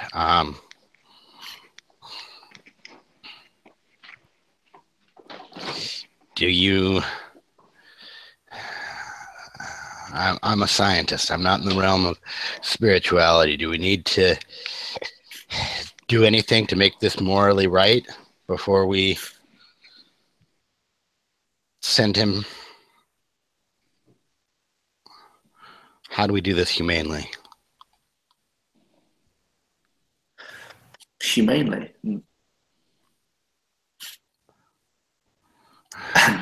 And Seven would like go into like some spiel. No, she would go into like some spiel about how you would like humanely kill like a pig or like an animal. It'd be like, oh, you cut the jugular here, they don't feel a thing. That sort of biological sort of thing. Not like completely ignoring the spiritual aspect, which I imagine you're getting into. Like you say a prayer, but she doesn't. She just completely ignores that fact. Should we allow? I do know that the other orc has what seems to be very justified anger and desire for vengeance. Should we call the orc and see if she needs this for her resolution? I don't want to. How much are you concerned about humane? His death will not be humane if Thora does it. And you see like this look of indifference across her face, like. I also, well, think about it this way. If that's her kill and I take it, that's an insult to her and her honor. Yes? Could be.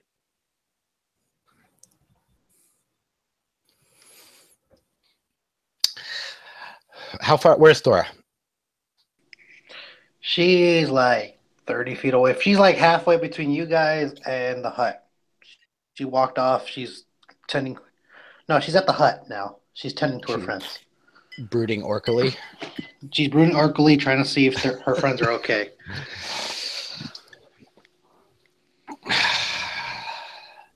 Okay. Can I have a pause for a moment out of game?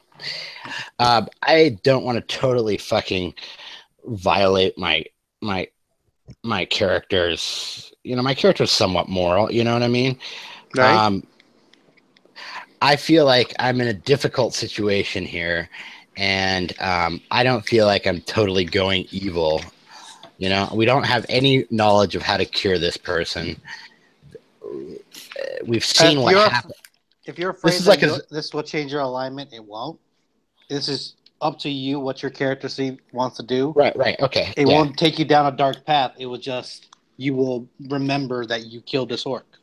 This is a difficult. Out This is a of difficult.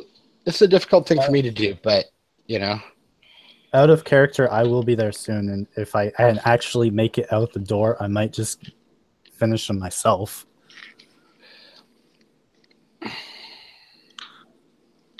Again, this is your choice. I mean, you're getting that Character-wise. look of like from Seven. She is very much, you don't know why, but happy for this thing to die, this orc to die. It's not going to be an orc soon. It's not going to be a person. It's yeah, going to be one of these weird things.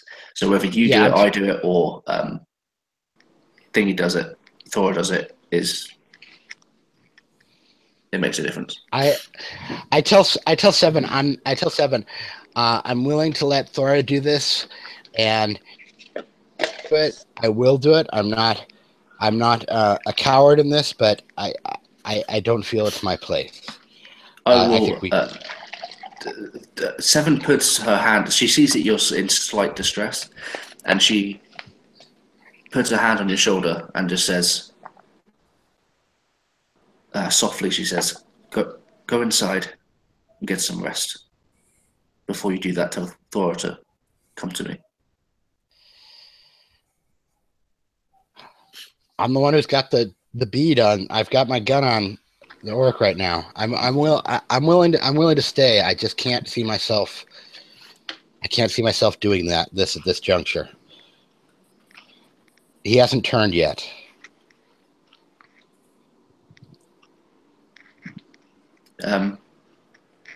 She won't say anything else, but she gives you like that look of like she is the word sympathize. She sympathizes with like your thought process, and she's slightly concerned with the way you're like not dealing with it well. She doesn't think so.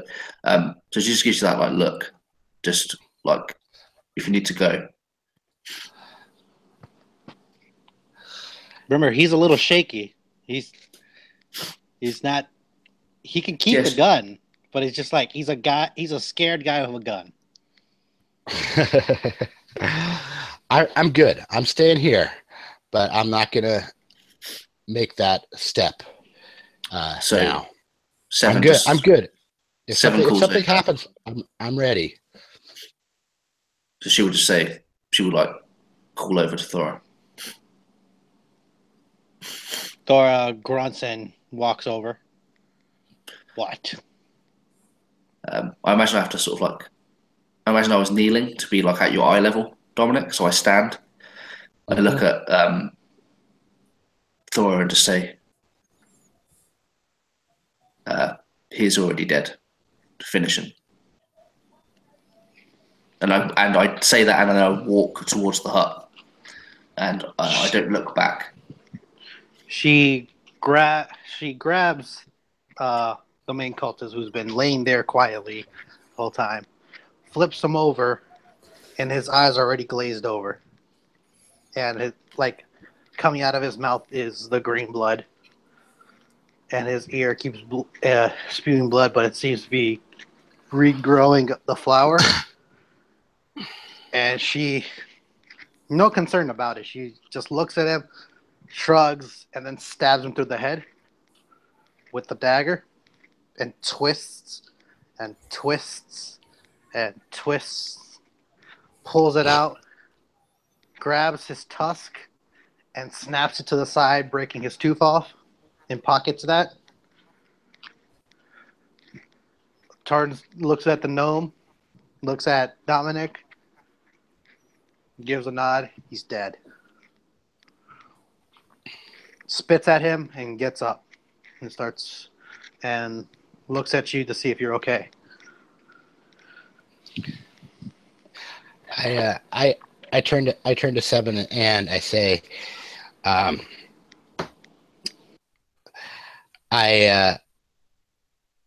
feel very difficult killing unarmed prone opponent on the ground, but I want you to know that I always will have your back and do what I need to do.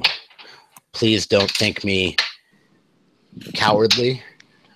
I wouldn't think you cowardly. You refuse to kill an unarmed man.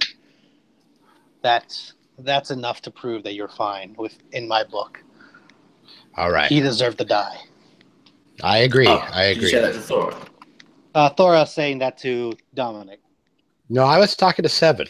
Oh well, then Thora will. Yeah, Thora still says that to Dominic. Everybody. I mean, we're not being quiet anymore, right? Yeah. But I want to let Seven know that I am still there. I mean, we've been through a bit so far. We didn't know each other at the beginning of the day, but we've been through a bit so far, and I want Seven to know that I'm in her corner, and that the unarmed opponent thing is difficult for me, and I understand that we have slightly different moral compasses. I imagine, like, as you begin to say this, like, you're saying it to her back as she walks up to the door to the hut, and then she stops at the door, sort of looks over her shoulder and gives you like a nod, like a knowing, without words, sort of, that appreciation that you've said that, and losing my words, almost like reciprocating. Is that even a word? Yeah. Like, yeah, reciprocating, like what you just said. Or reciprocal. I've lost all my words. I'm sorry. Anyway, you know what I'm trying to say. And Yeah. then she enters the hut. Maybe even like Tremonde, like. Tremonde would be coming like at the door frame by the time you get there. Yeah, he will be open to the door and just sees me like sitting in front of the door. He's breathing pretty heavily. That's about it. I love you guys for 5 minutes. That is the devil. What have you done? What? Did I go robot voice? You have a very heavy robot voice. It's the pixie. The pixie's back. Okay. Any better, or should I reboot my Hangout? Give it a bit. You should do something. You're almost there. You're coming back slowly. Try it now. Hello? Okay, is that better? Yeah, you're much better now. I think I figured out the fix to this. I need to turn my mic off and turn it back on. I think it's a feedback thing, right? So it reaches a level. Probably, yeah. It's you reaching do a level when it happens. So yeah. Right. If you could shut down the cycle. There we go. Okay, cool. All right. I want that filter on my voice when I talk as a demon. GM filter, right? That was an honest reaction from Ben. All right. So you guys are all back together now.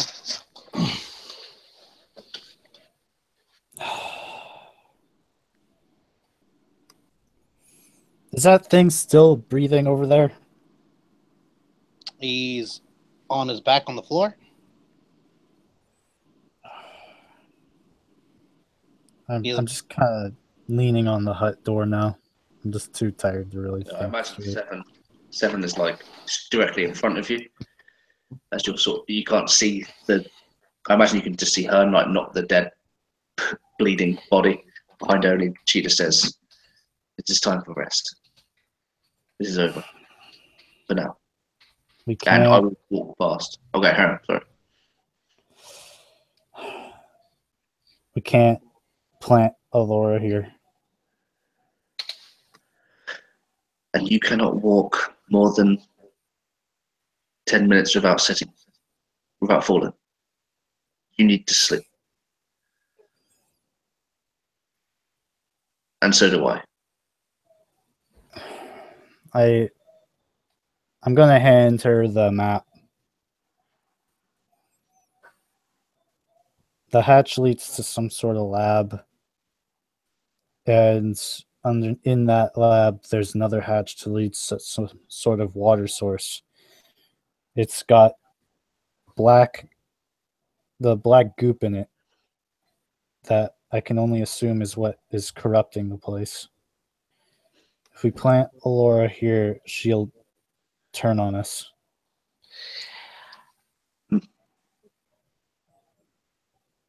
I've got a question. I know we don't have a definite answer to this, but do you think that there's any possibility that the water systems and our cave systems here are connected to the one in the well? Most probably. I say, look at the map. It has the answers. I can't. I'm having too much of a time to think right now. Can I look at the map and see if this is a reasonable hypothesis? I know I'm not going to be able to prove it but I just. So looking at the map, Aldurin, the druid, labeled the whole water system coming from this sort of waterfall that's next to this holy cave that he written out. And the water system seems to be connected throughout the forest and also leading out into Flux and Flicker,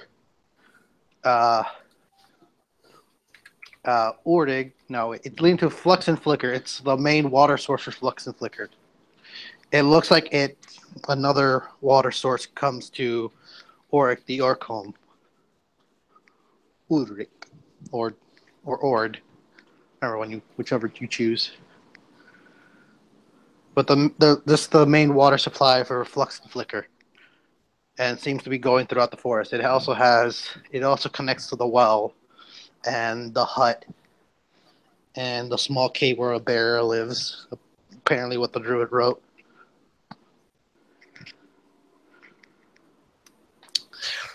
Okay, so all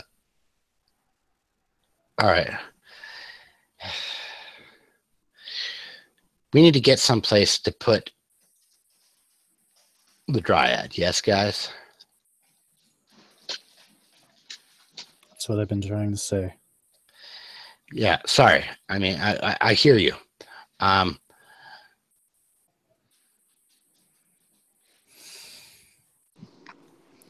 Seven just says, cannot protect.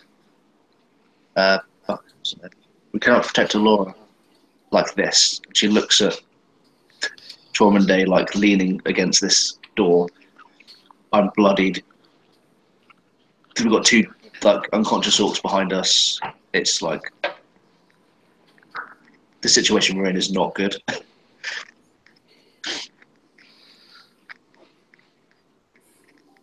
And she points all those things out.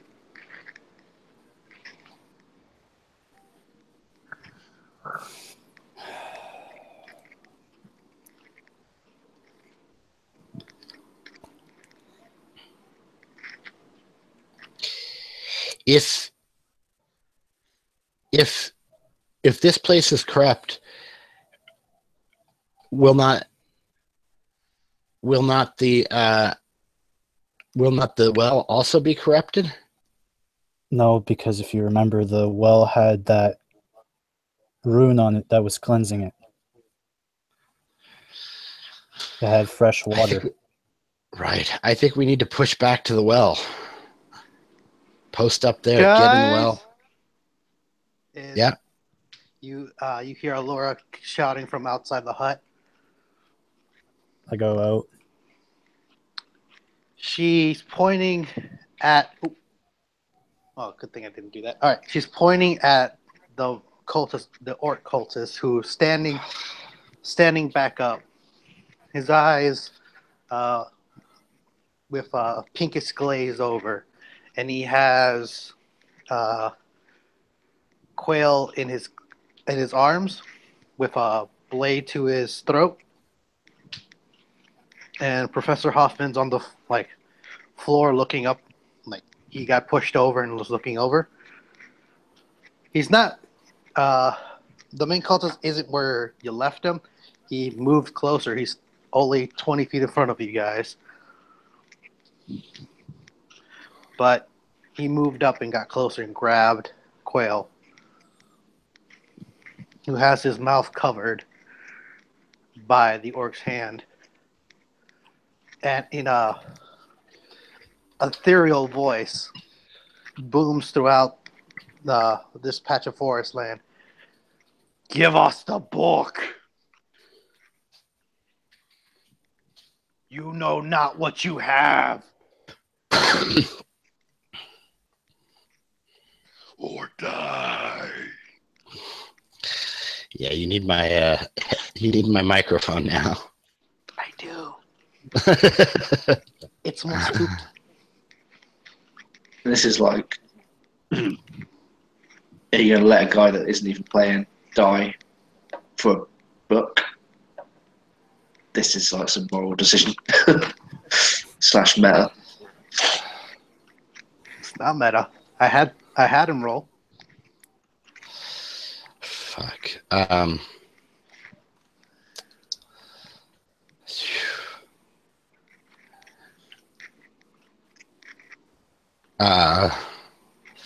Fuck. I'm gonna. I mean, first of all, I just call out and let him go. Probably to no avail. He doesn't seem to move. And again, an ethereal speaks to Tormade. Tell your companions to drop their weapons. Give me the book, and your friend lives. I will not ask again, elf.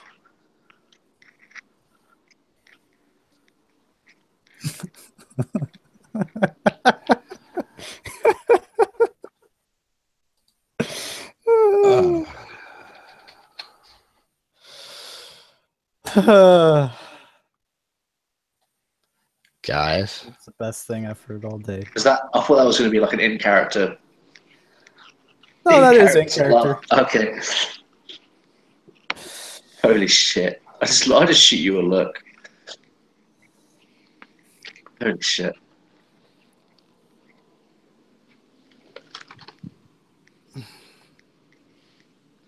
Seven. Roll me an insight. Oh, that's not great.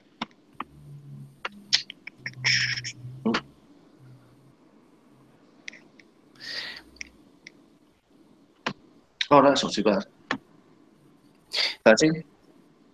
It looks like Quail's preparing a spell. Okay, I've got a question.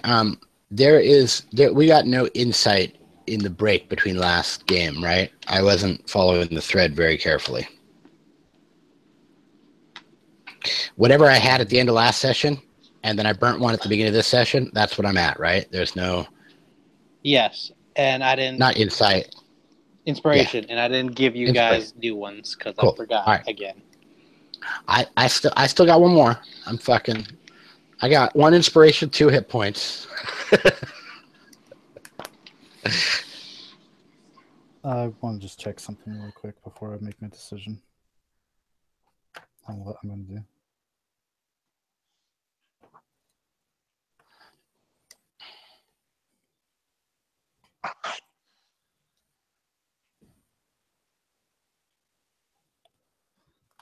I've got nothing. Pretty good. So, Arcana check. Is this creature a zombie or a fiend? Should I make a check for that? Yes.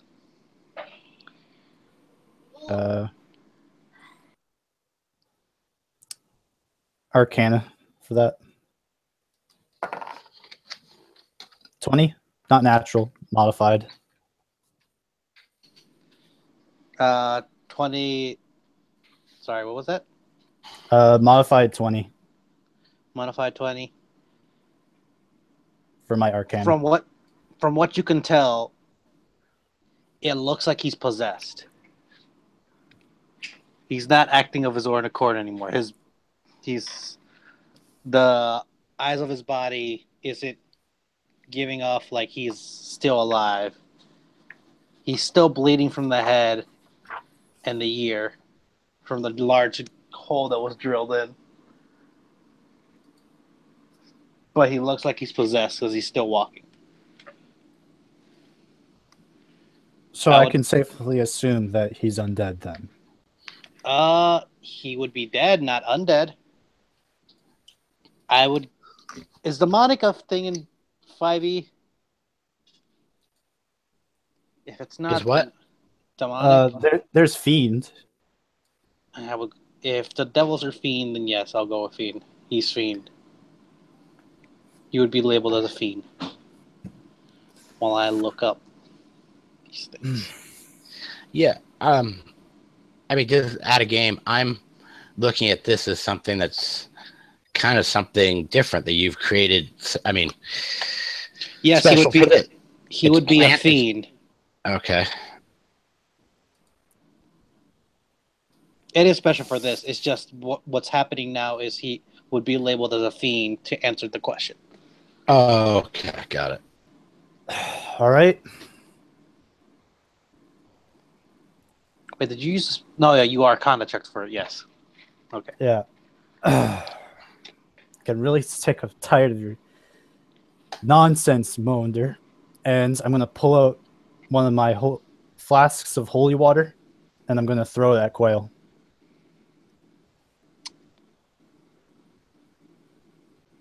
And the zombie. It splashes, and you see the cultist's arms start like burning, like you see sizzling in it. He lets go and starts backing up, and he hisses like, "Cleric, I'll be back for you when I'm stronger." His eyes go away, and the orc body drops. Nice.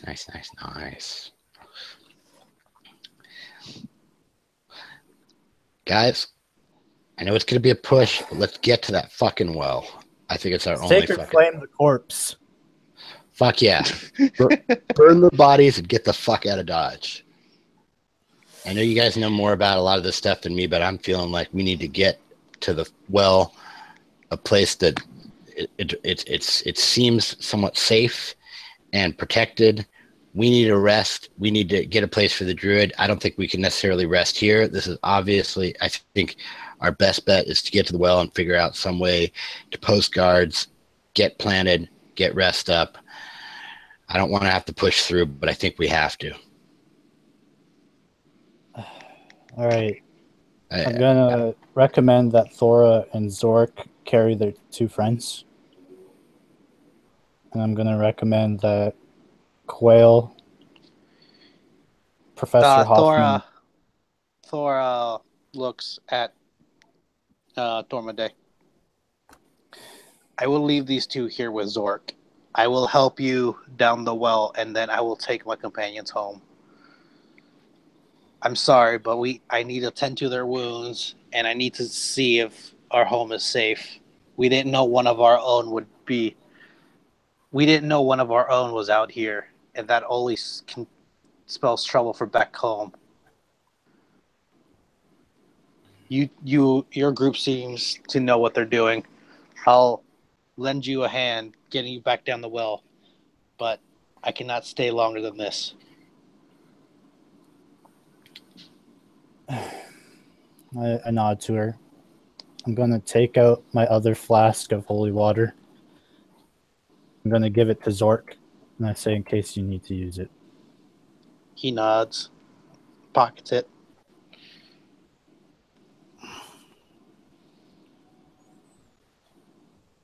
And I guess that's us making a long journey back.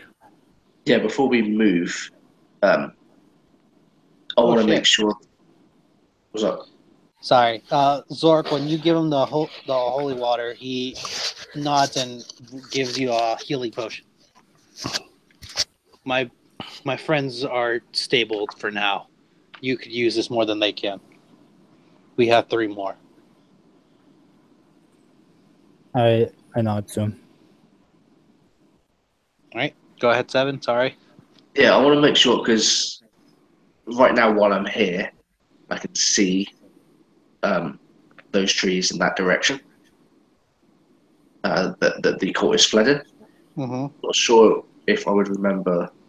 Maybe I would, given enough time to like study and picture it. But I want to like just mark some trees, maybe like draw, like scratch a I don't even know what the word is, but like some sort of like compass on the floor with like the point to give us like an initial start if we ever wanted to follow them. As you can do that while you're walking back to the well. You'll On meet the up trees? back with. Yes. Okay. So everyone wants to go to the well. Thora would take Alora if you guys want her to. Yeah, I suggest that the 3 little ones that we have carry her. I guess I can't see Dominic's how weak he is, so I recommend that those 3 carry her. What?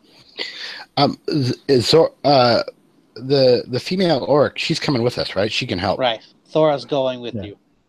She's going to deliver you to the well, then make her way back.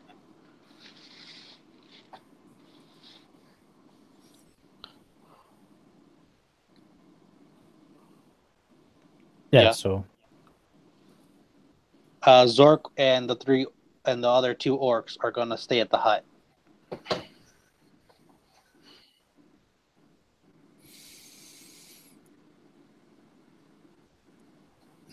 we're carrying Laura. We have everyone. Okay. So you all make your way back to start making your way back to the well. As you reach the well, Thora puts Alora down and starts grabbing the rope and slamming pistons and things onto the ground to help support her as she's tying the rope around Alora to lower her down first. And she looks at you. If anyone else wants to be lowered first, or should I send her first? Who? Wait. Who is? Are you suggesting send first? Alora. Laura. She's the heaviest, and Thora would need the help lowering her down. I think looking at the other 2 being so badly injured that I would go down first. All right. Do you feel like? Do you feel like if something came up on you, you'd be able to protect her till one of the other of us got down there? I feel like I would be able to take a hit. It's pretty much all I could do, like stand in the way. Okay, I'll get down there as quick. I'll be down there as soon as I can. All right. 7, you're lowered down first. As you reach the bottom, you untie yourself and send the rope back up. You look around the cave, and it seems quiet and dark. You see the spores still on the pathway. You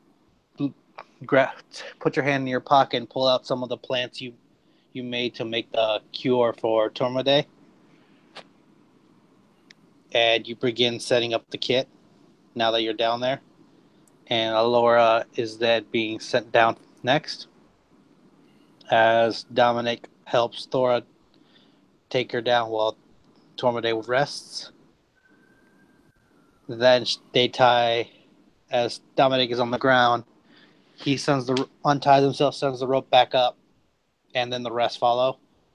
As Tormode's being dropped to the floor, Thora shouts down, I'll leave the rope tied up here with the pistons intact if you need to climb your way out. Is there anything else you guys need? No. Go tend to your people. Thank you for your help. Tend to your people. If we get a chance, we'll try and check on you. Did we get directions to where her village is? The map, I think, has her village. Yes. All right, cool. I just wanted to see it. Can we retcon that was something I asked on the walk? Yep. I mean, I would have known that she was leaving and we were going to... Yeah. Cool, thanks. And she nods and she heads out.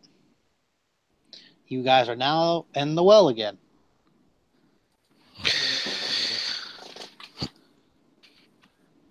Does the water look tainted or is it still clean?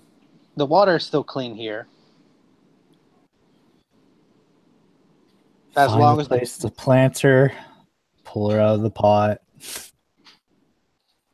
Give the pot back to 7. So you're going to plant her next to the well? Yeah. Wait, we're in the well. Yes. Well, inside the well, next to the ruin of the water well.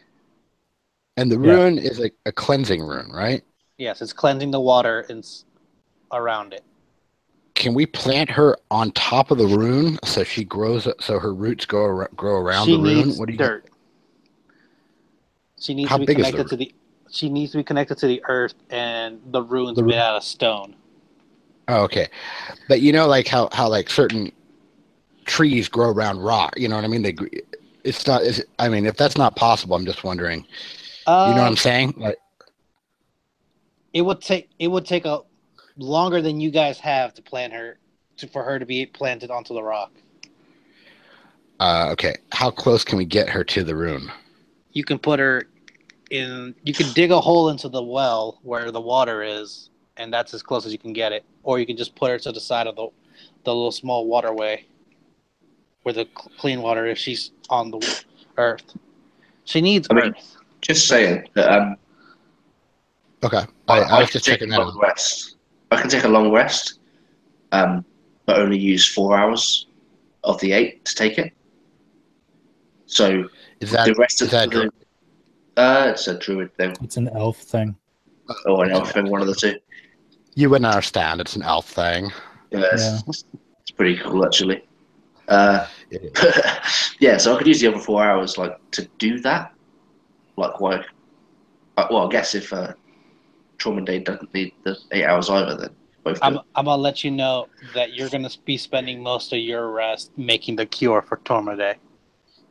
Oh, so I need those 4 hours. You're kind of because as soon as I'm done planting Alora, I'm going to self-impose unconsciousness. He is going to collapse beside her.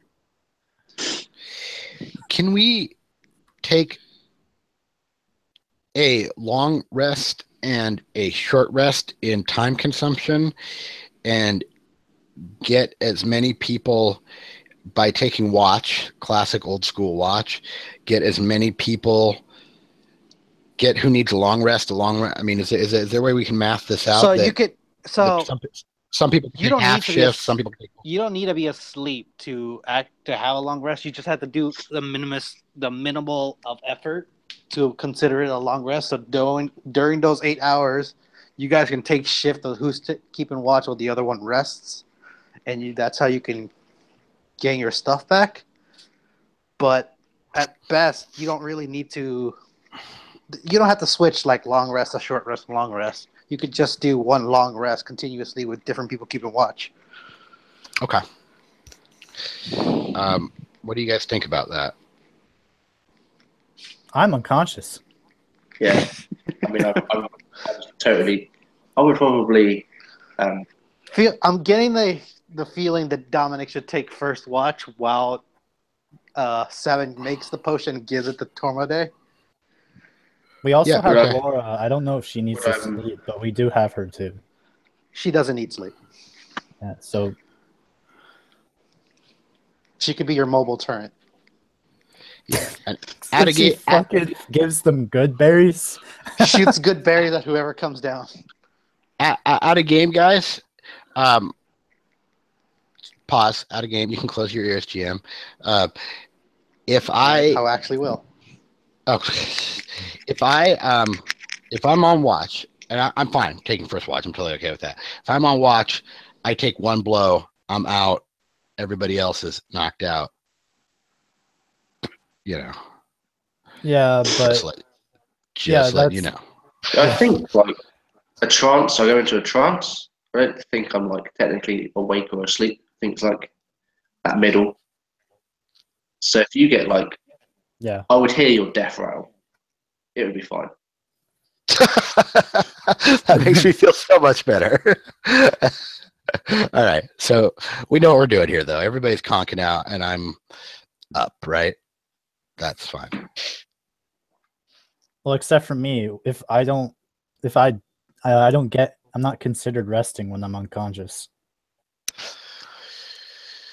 What are you going unconscious for? Or is this stasis of some sort to just keep from No, dying? it's just outright fatigue. Plus, I'm dying from poison. Okay, got it. Okay, so, but we're in the process of getting you back, right? I hope 7. so. Okay. All right. Cool. All right. Yeah. All right. I'll do what I can here. I'll do what I can here. I'm totally willing to, you know. Okay.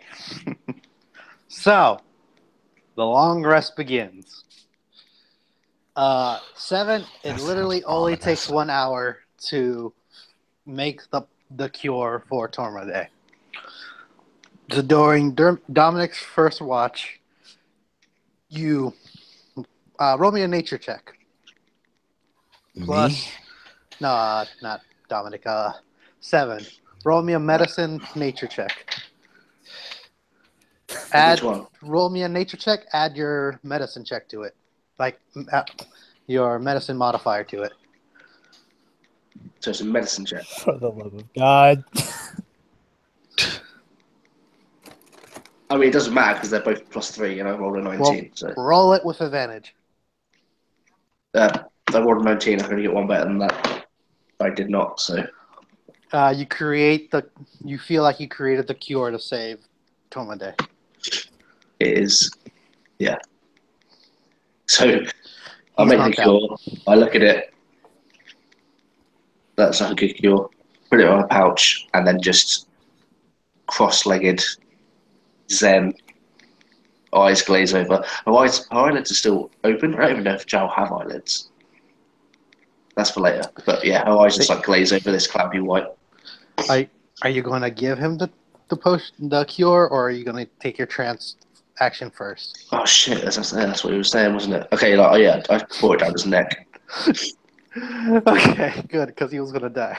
Yeah, I didn't realise. Sorry, yeah, the hints were like totally wasted on me. Yeah, he was going to. If you took your rest, he would have died. I'm letting you know right now. He was literally in the last 3 hours of his life. Well, thank you for putting that out. Fucking Aurora, throw some fucking berries at the guy. No. I was just like, well, he looks peaceful enough. He's getting his rest. He deserves it. He's a good kid. Oh yeah, that goes straight down his fucking neck, and then I do the thing I just said. All right, Tormade, you wake. You're not unconscious anymore, but you are considered resting as you're laying there with your eyes closed, letting the cure do its thing. After the first watch, 7 takes the lead, and so on. Nothing eventful happens throughout the whole long rest. And since it's my game, long rest is considered full HP. Woo. So you gain back your your full health. All your spell slots are back. All your hootenanny and whatnots. And rain starts coming down into the well from the sky. And it's dark out. Okay. And for me, I think that this means that I get to refill my magical magazine. Mm-hmm. Yeah. You load back up your weapon to full, and you create some new ones to be able to reload later.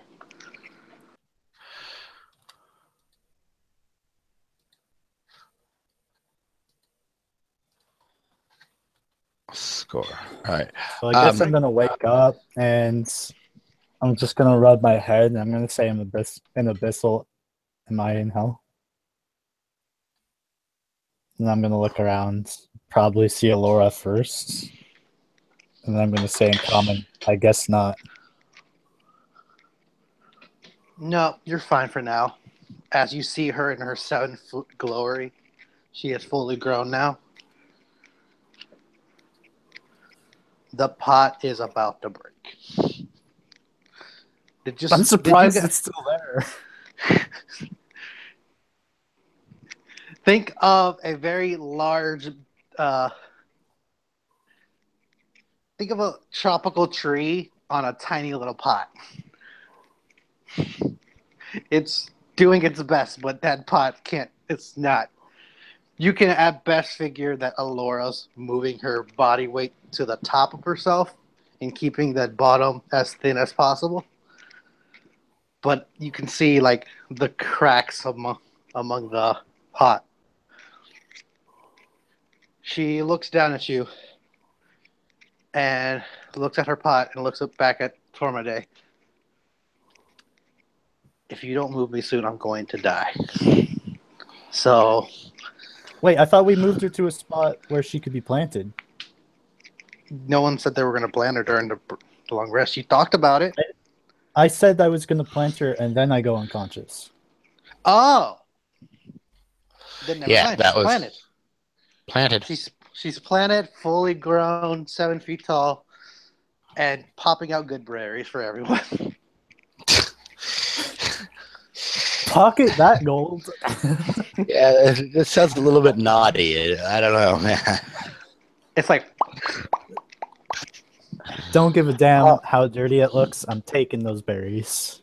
everyone can have at least And- 6 berries. Are those berries that stay good and we get to put in our something we They'll carry with stay us? good for at least one day. Yeah, you can carry for one day. I eat one now. You're even fuller of health. I told you about the food. I told you about the food dehydrator and vacuum sealed bags I have in my bag of holding, right? No, you're not gonna let that one fly. Okay, all right. I don't blame you. All right, can I jump out? Hey, and, do you have an inspiration point? Yeah, I do. Do you want to spend that to actually have that in your bag? Yeah, fuck yeah. Okay, that's your patent invention is a Ziploc bag. Food Dominic dehydrate. created the Ziploc bag. All right, In the food world of dehydration. D&D. Food dehydration kit though. That's not totally out of, Okay, so I'm adding that to the. That makes food last longer. Science. Plenty of salt and no oxygen. So after I meet Alora, and take her berries, I'm gonna look for my friends. Dominic is asleep. He looks tired. Sawing with a mechanical saw the log of dreams. Hoffman and Quayle are talking in a corner as they see Tormade wake up. Hoffman, you can see Hoffman literally breathe out a sigh of relief and gives you like the thumbs up. And Seven's doing her thing. Can I offer to try and dehydrate? I can understand if this. Even if I have this food dehydration kit, which I think will be good for long term, is that going to have any effect on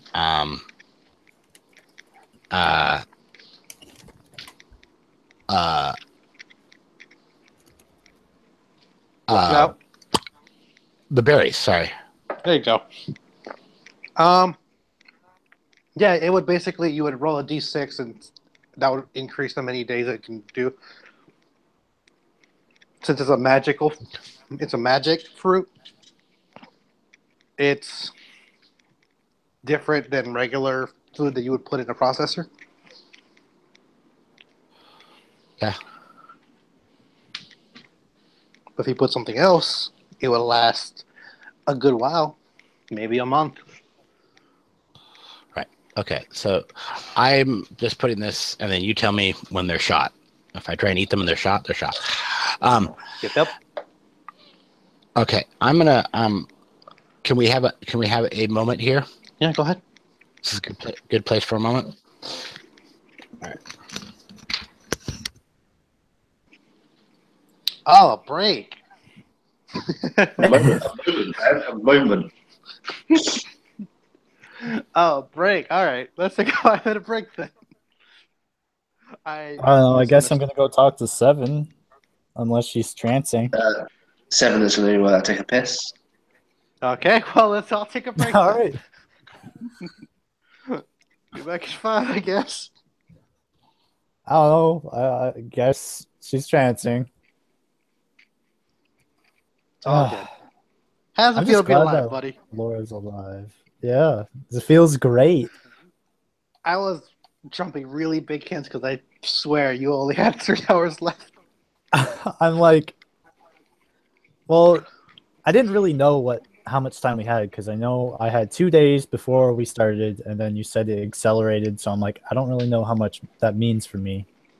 There was So a I'm just reason I gonna- didn't tell you. I'll Yeah. leave it at that.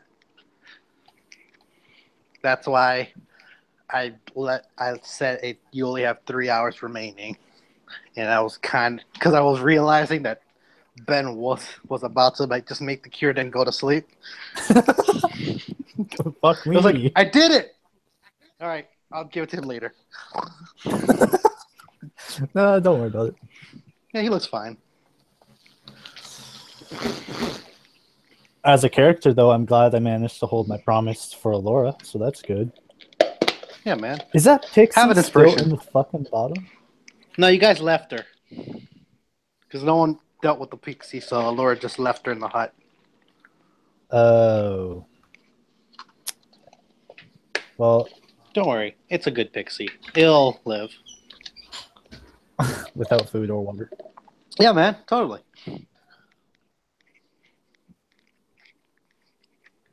Don't think about it. How about that? This cure of all things. Don't think about it.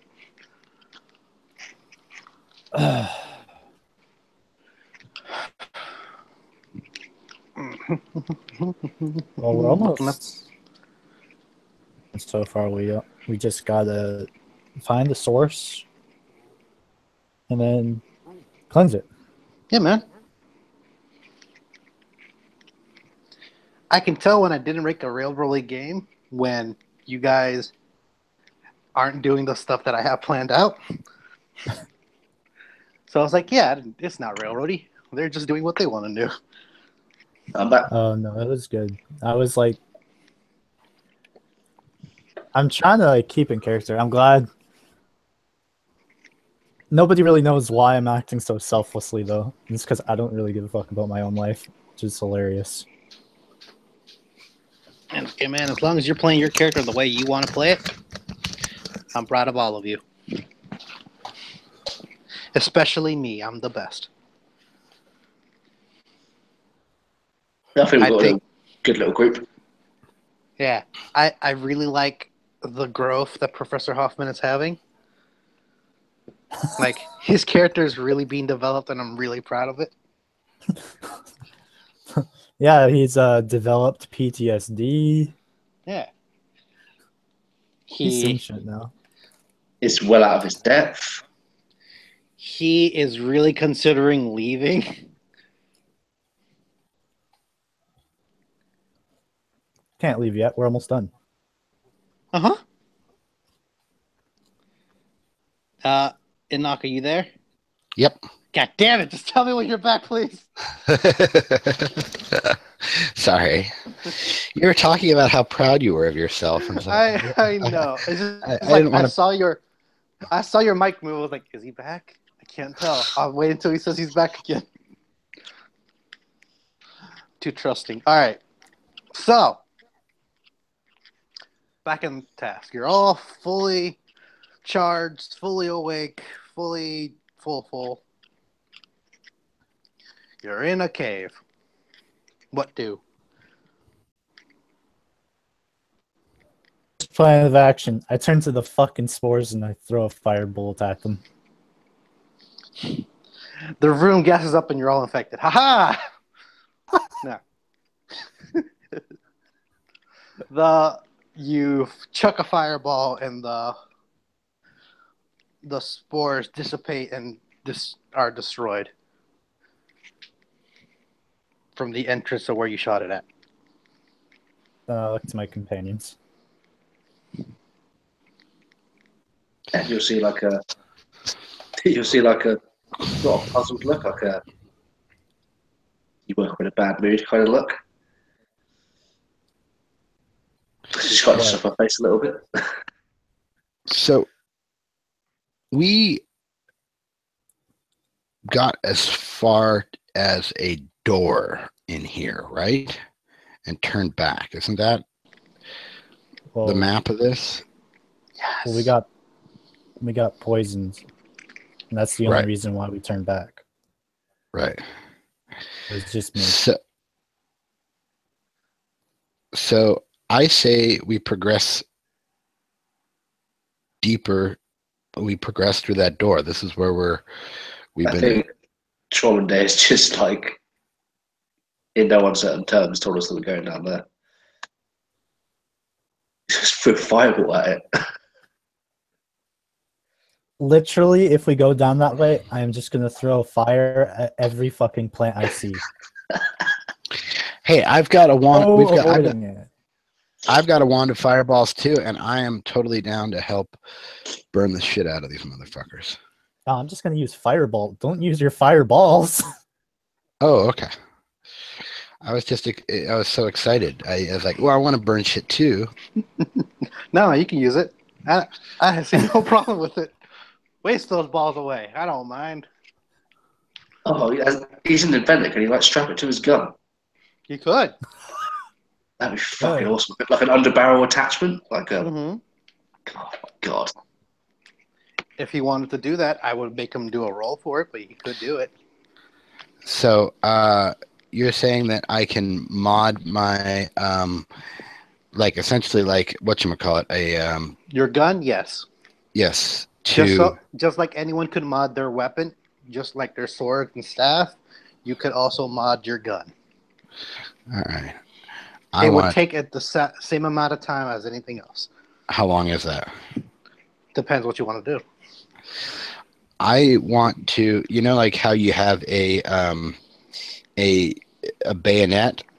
Mm-hmm. I want to have essentially a bayonet holder for a wand. You can spend at least 2 hours doing that. Do we have time to waste on this, guys? I mean, it is pretty fucking cool, but time is of the essence. But that is pretty awesome. Or you could spend a short rest doing it. I'm gonna make a roll. What roll do I need to do for this? Is this a? Mm-hmm. I have all the tool sets. I would give you advantage Arcana.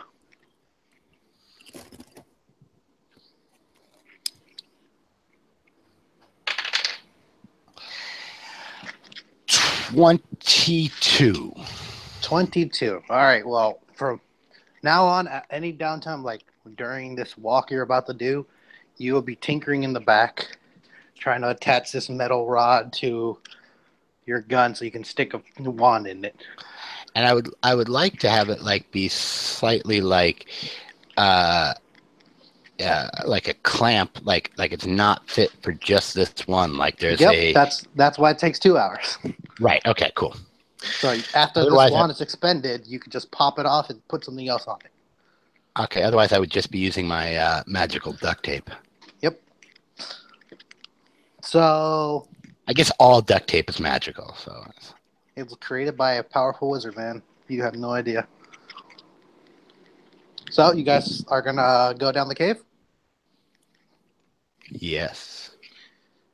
Yeah, Trollman Day takes the lead. Fuck off. You take the lead. You're taking a fireball. Well, So you want me to burn every plant I see? I don't think I have a choice. I imagine that you steam down there. And Seven's like, no, wait, don't go. No, don't stop. As she covers her face with her cloak. So you guys can begin walking down the corridor. You find a door to your left, and the corridor continues to the right as a curve, and there's more mushrooms down the corridor. Now, there's no mushrooms down the corridor. Fuck all mushrooms! Alright, so let's check the map. Checking the map or checking the door? Check the map. See where this door leads first. The map is just an overview of the forest, right? There's no map to this. Well, the detail of the water system. Oh. Well, okay. Pointing, you're seeing the cave turn right, and you're looking at the map, like guessing which direction. It looks like it's heading towards the holy water cave. So what's that door then? The door seems to just be a door. You don't know how long it goes, if it's just a room, if it's just a long hallway. You're not really sure. So, do we have time for exploration, or are we going to go straight to the holy place? I mean, this is an interesting cave so far. Like, the one place we've been has had, like, statues and dead bodies, so I imagine that, yeah, we should check it out. Alright. So I'll lead us to the door.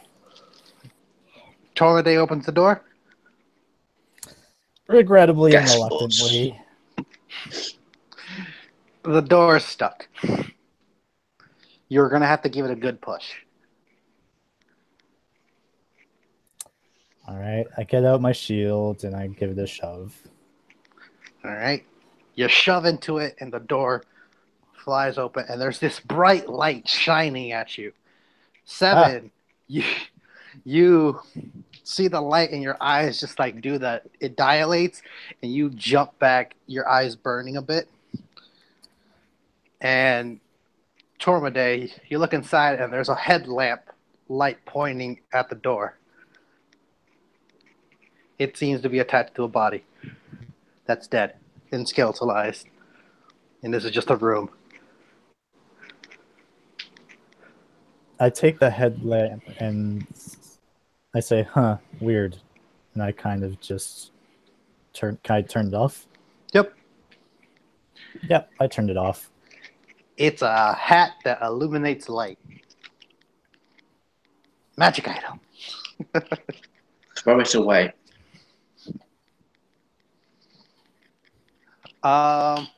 Inside this room, you see a large table with three big boxes on the side of the table. You see one of the boxes is open and there's a bunch of cloaks in it. There seems to be working iron materials. The two skeletal bodies inside. One seems to be in the structure of an dwarf, and the other one seems like elven of some kind. And there's papers all scattered around the table, and there's a chest inside the room.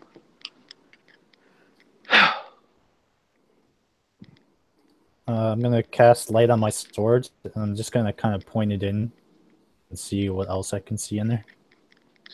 The elfin bone structure thing has like this eye patch has fallen off of its non-existent face. They both have gear. They dyed in their clothes.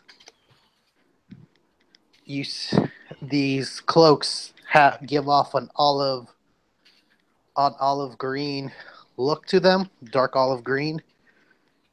7, you recognize these cloaks. There's mining tools. You look at the papers. It says plans for like creating a mine down here, and it's like these are just worked out plans from the mines to Drow City. Uh, That's it. What do I get from the cloaks? How do I recognize them? So these olive green cloaks are called guest cloaks, which in Drow culture, anyone that's visiting a Drow city is required by law to wear these cloaks, so the town knows that these people are guests. And in the olden times, if someone wasn't, they caught a guest not wearing this cloak, they would be killed on the spot. But in your times now, they are just will be sent to jail because it's mandatory. Where if you're a guest in this town, you have to wear this cloak. This cloak emits a small light, so it lets everyone know that you're a guest in this Drow city. And there seems like to be a bunch of these cloaks in there. I've got a question. Go ahead. Do Drow visiting other cities that are not their native ones, do they wear guest cloaks? Yes. If they're not from the city that they originally, if they're visiting another trade or something, they would also have to be wearing these cloaks when they walk in. Okay. If that's the case, I imagine I have one. Maybe not on me, but in like a pack. You turned yours in when you left. Remember, you left your Drow city. Oh, okay, cool, that's fine. So a courteous, like a small look over the papers. Do I see any sort of like name, like Drow city names, companies? It says the city of Toria. You don't recognize the name. It seems like a name of an old Drow city, but you don't know where. Looking back, this would be the area where, in the Underdark, where a city would be, if it still existed. So this is either a city that I don't know about personally or doesn't exist anymore. Yes, it could have been destroyed, but it's like one of those ancient ones where they they believed in the old ways for you. Deep into the Underdark.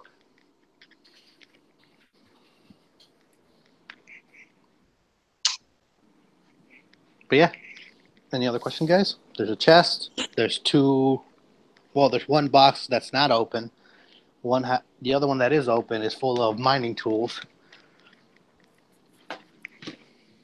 I'll avoid looking at the chest, so I think I'll let Dominic handle that one. And I'm going to take out my crowbar and I'm going to crack open the other crate. I'm going to just stow the mining tools in the Dungeoneer's kit. I mean, in the bag of holding. You can put one pickaxe, one shovel, one headlight, lantern.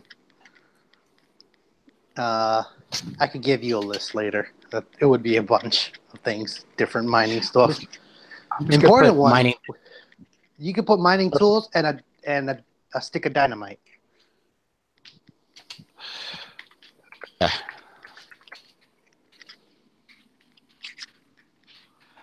Dynamite. And something you find inside the Tormade finds in the unopened box. Packs of gunpowder, water flasks, what seems to be old moldy food, small like utensils. You find some daggers in there, and like unwritten sheets of paper.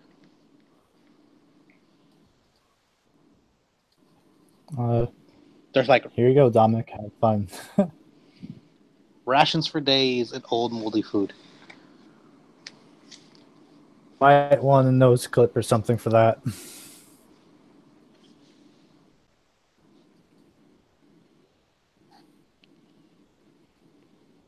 So, good rations? There's some good rations, but there's also moldy bread and other moldy food that wasn't supposed to be in there for too long.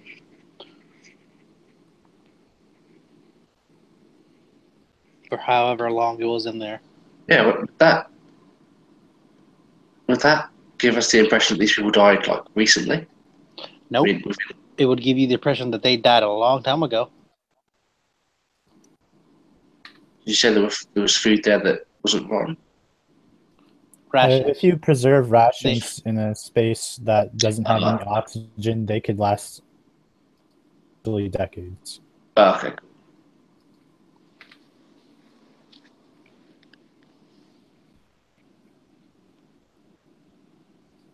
Well, I guess I'm going to do the impossible and check a chest.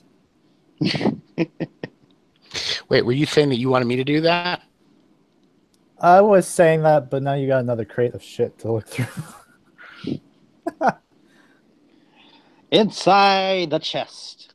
It's locked. Okay, you can have it. It's locked. Ah, it's pretty cool.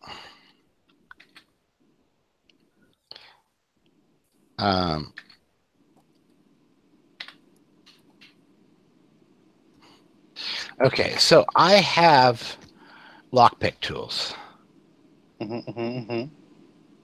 So what does that mean? Wouldn't that be advantage to sleight of hand of lockpicking? I think so, right? Okay. I think you have your proficiency, don't you? Oh, wait. No, yes, I have Thieves' Tools Dex listed as a skill. So you would use your Thieves' Tools plus your proficiency bonus? And he's experienced at it. It's that second click box. So it's +6. Okay. So that's counting in my dexterity bonus already, right? Right. Okay, so I've got 18 plus 6, 24. You clicker it around. Yeah, click. And then you hear the latch open. And you pop the chest open. And inside you see some what seems like a glowy blue shield. Hold on. Oh, god damn it. A glowy blue shield. A scimitar. A red steel scimitar. Some flasks of oil. 3 flasks of oil. A jug of health. A jug of potion that carries 3 health potions in it. And one large bag of 500 gold. Okay. And a parchment paper that seems to be folded up under the gold bag.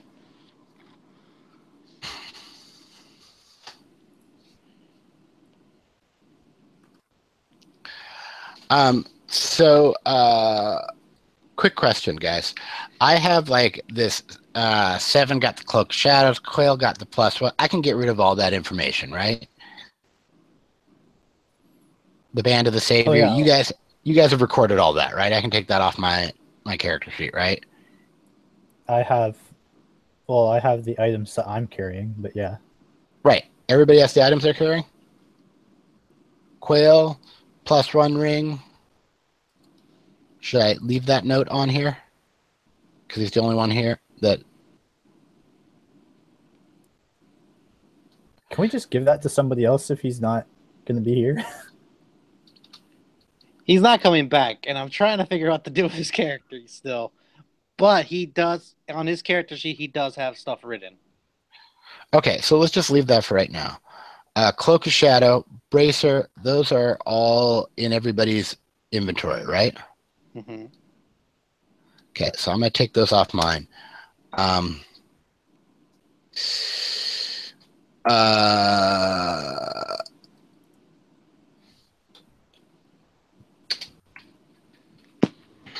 So how do you want to stash this? Should I just do like a notepad note, and then we just deal with this later? Yep, you should just write on this if you want to write on the side of like a piece of paper, and at the end of the session we can deal it up. I got bag of 500 GP, scimitar. What else? Red scimitar, a jug of potion that has like 3 healing potions contained in it, and a parchment note that you haven't read yet. Oh, also a glowy shield.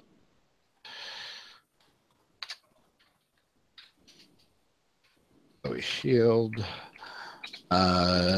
jug, 3x. Alator.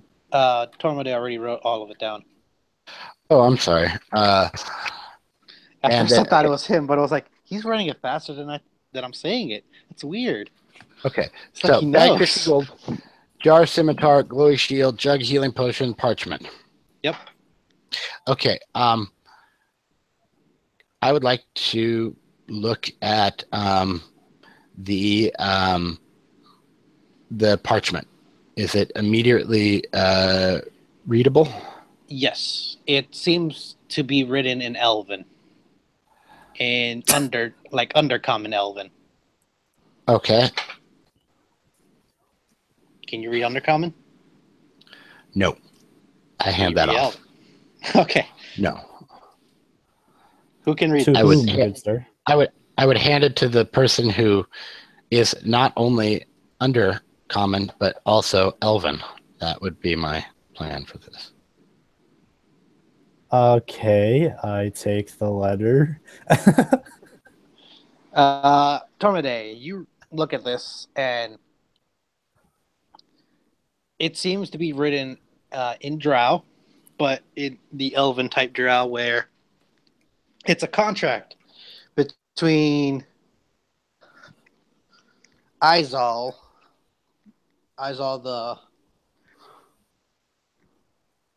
Darkblade, with a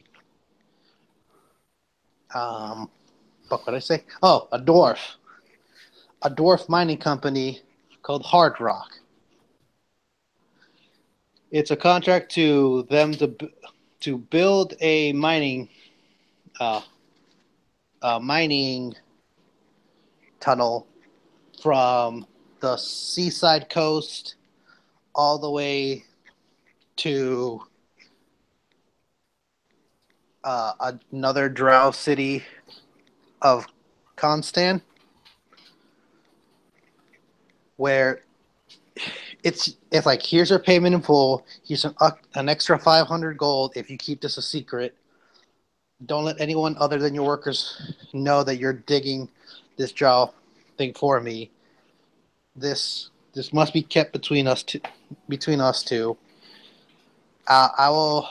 I'll handle your supplies if you dig me this tunnel, and it seems to be dated. It seems to be dated 600 years ago. Oh. Well, we stumbled across an old secret, my friends. And I detail the readings to them out loud as I read it.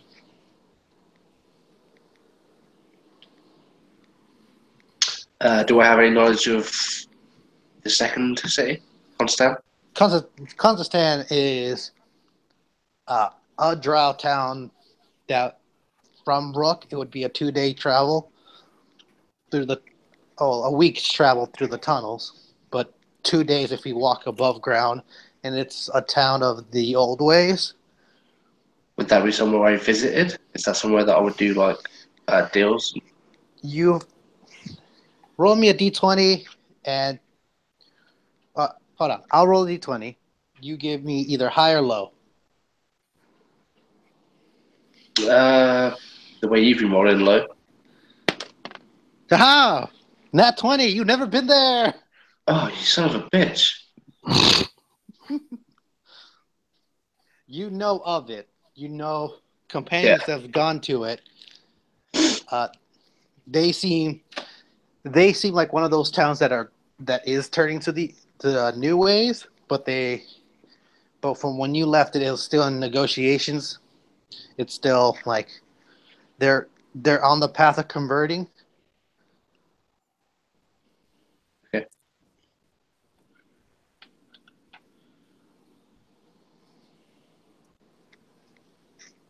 That's it.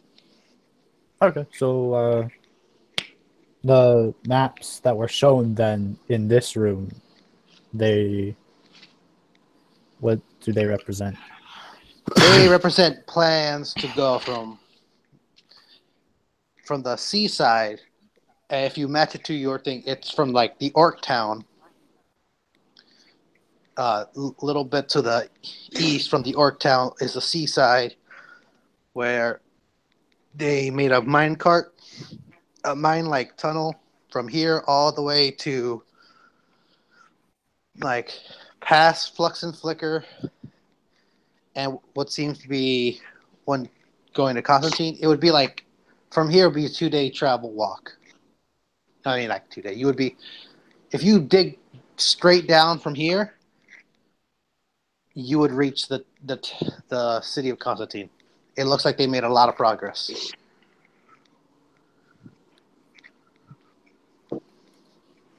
But it seems like you're about to embark on a large mine tunnel walk. Yeah, let's keep that adventure in our back pockets.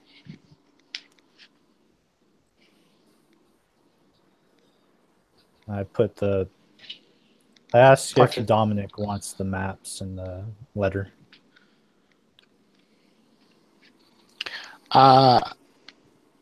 Yeah, I mean, I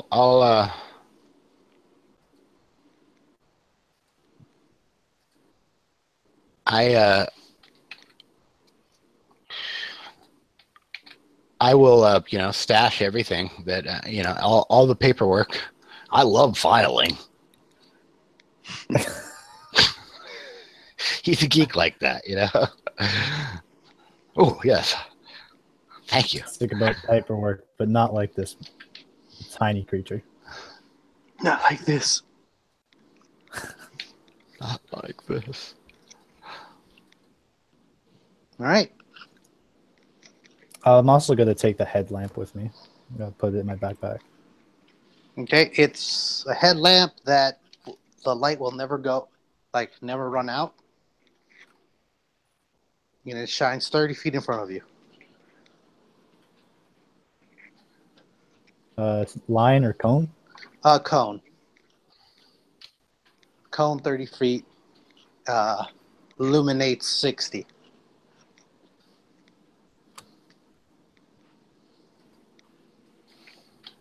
Okay.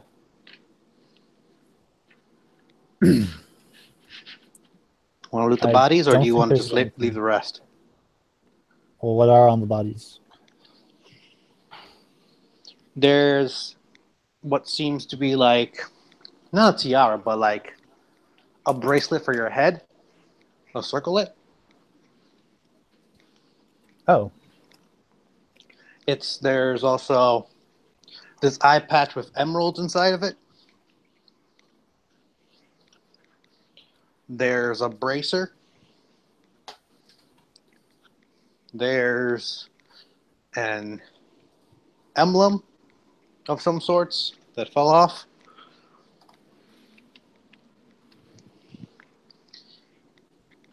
And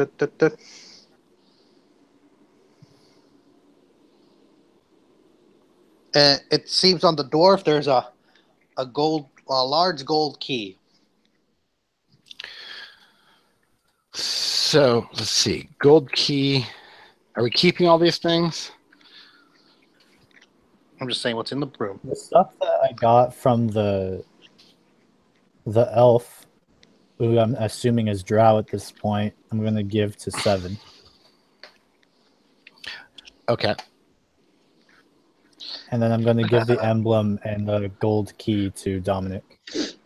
Okay, so the emblem. So let's see. The emblem, is that different than the tiara? Is it like a brooch sort of thing? Yes.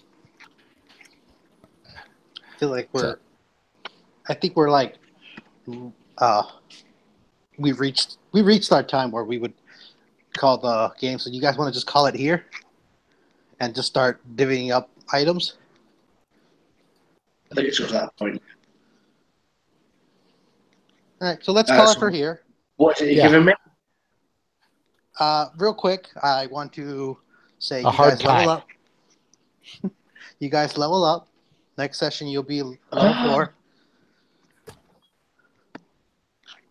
4. X 7. What does that do? Not die.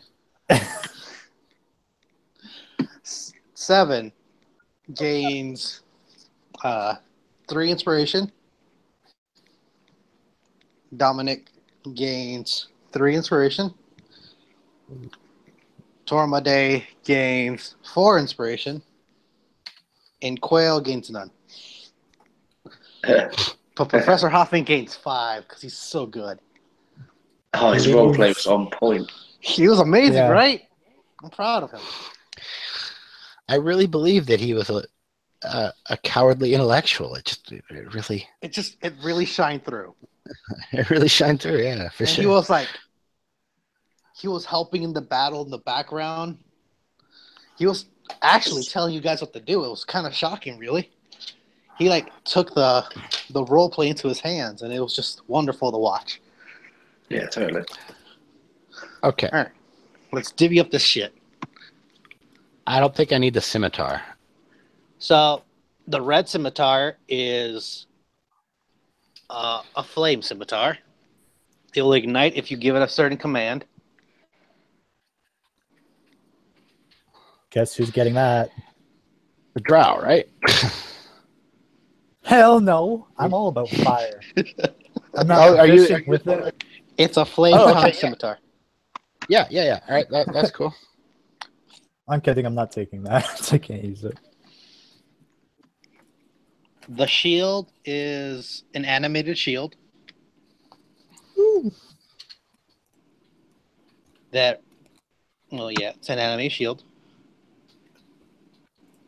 So, important questions before I give you what this is. Would 7 put on the eye patch or just pocket it? I mean, I'd like to do some sort of check to see if I know what it does. Nope. No? No. Okay, I'll put it on. You would put it on? Yeah, fuck it. Oh my god. No, you can do a set check. I was joking. If you would like to do a check right now. Arcana or? Arcana.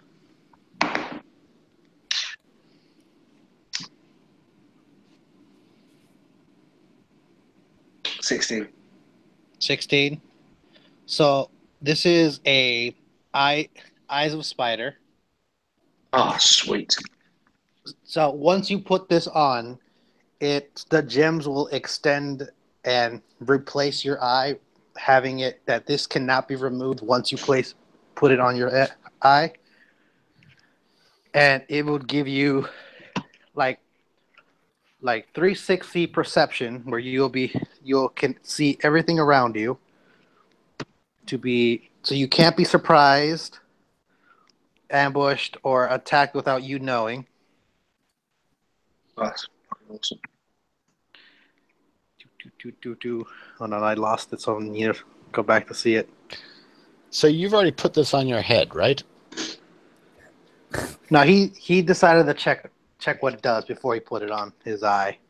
Like once he puts it on, he can never. The only way to remove it is to be dead. 8 rubies into a silver. It's shades of the. Also you take 2d6 damage once you put it on, because you're in excruciating pain of having your eye stabbed out. Don't worry about that shit. Actually, let me roll. I'll roll it now. Do we roll damage or you? You roll damage. Have you put it on? 2d6. And it looks like he put it on. Okay. She now has an eye patch. Can we just discuss this eye patch later? Yeah, I can explain it all later. I mean just how it looks. I don't want to fucking have an eye patch like a pirate, man. I want to. Oh no, it looks like a large spider leg. What, just across my eyes? Yep. Yes. Like there's a patch, and then the rope that ties around it is like a large spider leg that hooks onto your head. It's just one eye. Yeah, one eye. It's like you're donning a helmet. So Just saying that she still looks, she's pretty hot still. sure, man. Not the face. Not the face. Guest cloak. Already explained what guest cloaks do. The circlet. The little bracer that goes on the bracelet that goes on your head. The circlet. That's the tiara, right? The tiara, yeah. It's a circle of spider kind commands. Like you could command any kind of spider. At least it has 3 daily charges. I think Dominic deserves that one. Come on now. Control spiders. I mean, that's both druid and drow, right? I mean, that's pretty. Yeah, I think I could do wonderful things with it. This is basically my chest, so Yeah, that's a big drop for you. is that gold key? Drop. Is that gold key non-magical and just a key for something we don't know what it's for yet? It's a key to an apparatus machine. You don't know what, but you know that it leads to like a machine that that has to be activated with this key. Like I could tell that it's a wind-up key, right? Yep. As an inventor, you know that this is for a part of a machine to turn it on. Okay. And then what does this emblem do? So the emblem identifies like what house this drow is from. And he's from the Katarati, which is basically, I don't know how to spell it, don't ask me. I lost the word, I can't find it. The Katarati, which is like the house of like tactical combat or like strategy in how to eliminate an opponent.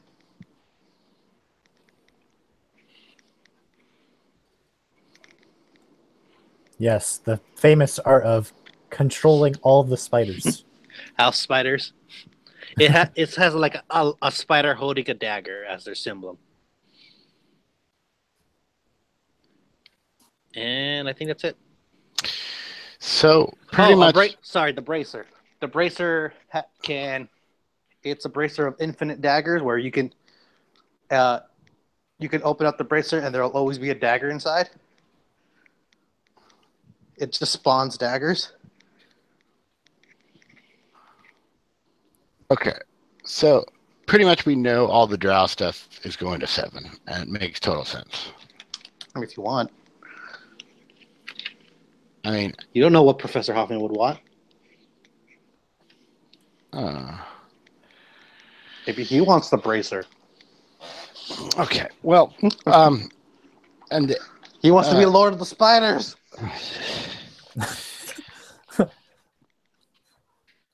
Okay, the red scimitar. You want the red scimitar, right?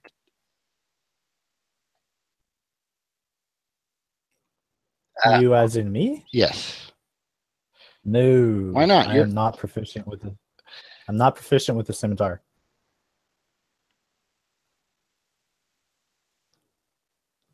I'm proficient with long swords, but not scimitars. Would it be worth it to become proficient? I mean, is it cool in that it just fucking lights up and scares the shit out of people? Do that with just my light spell, Right. or I can just shoot fire at them. I mean, we could also sell this shit, right? I mean, if it's for nobody, I mean, Everything you collect can be Give it to sold. 7. I am proficient with scimitars. okay, so yeah, I don't know if it does like better damage than my stuff I've already got, or Oh, now I got a question about the shield. What does an animated shield do? Does that need to be held? No, it basically is it's a shield that floats next to you, and it's counted as you holding the shield, so it increases your AC by 2. But you don't need to hold the shield. It holds itself in the air for you. I got to say that could be super useful for somebody who has the two-handed missile attack. That's the only way that I'm ever going to have a shield. If you feel comfortable with me taking that. Why not? I'll tell you what, if you let me take that, I'll beat up Quail and take the +1 ring and give it to you.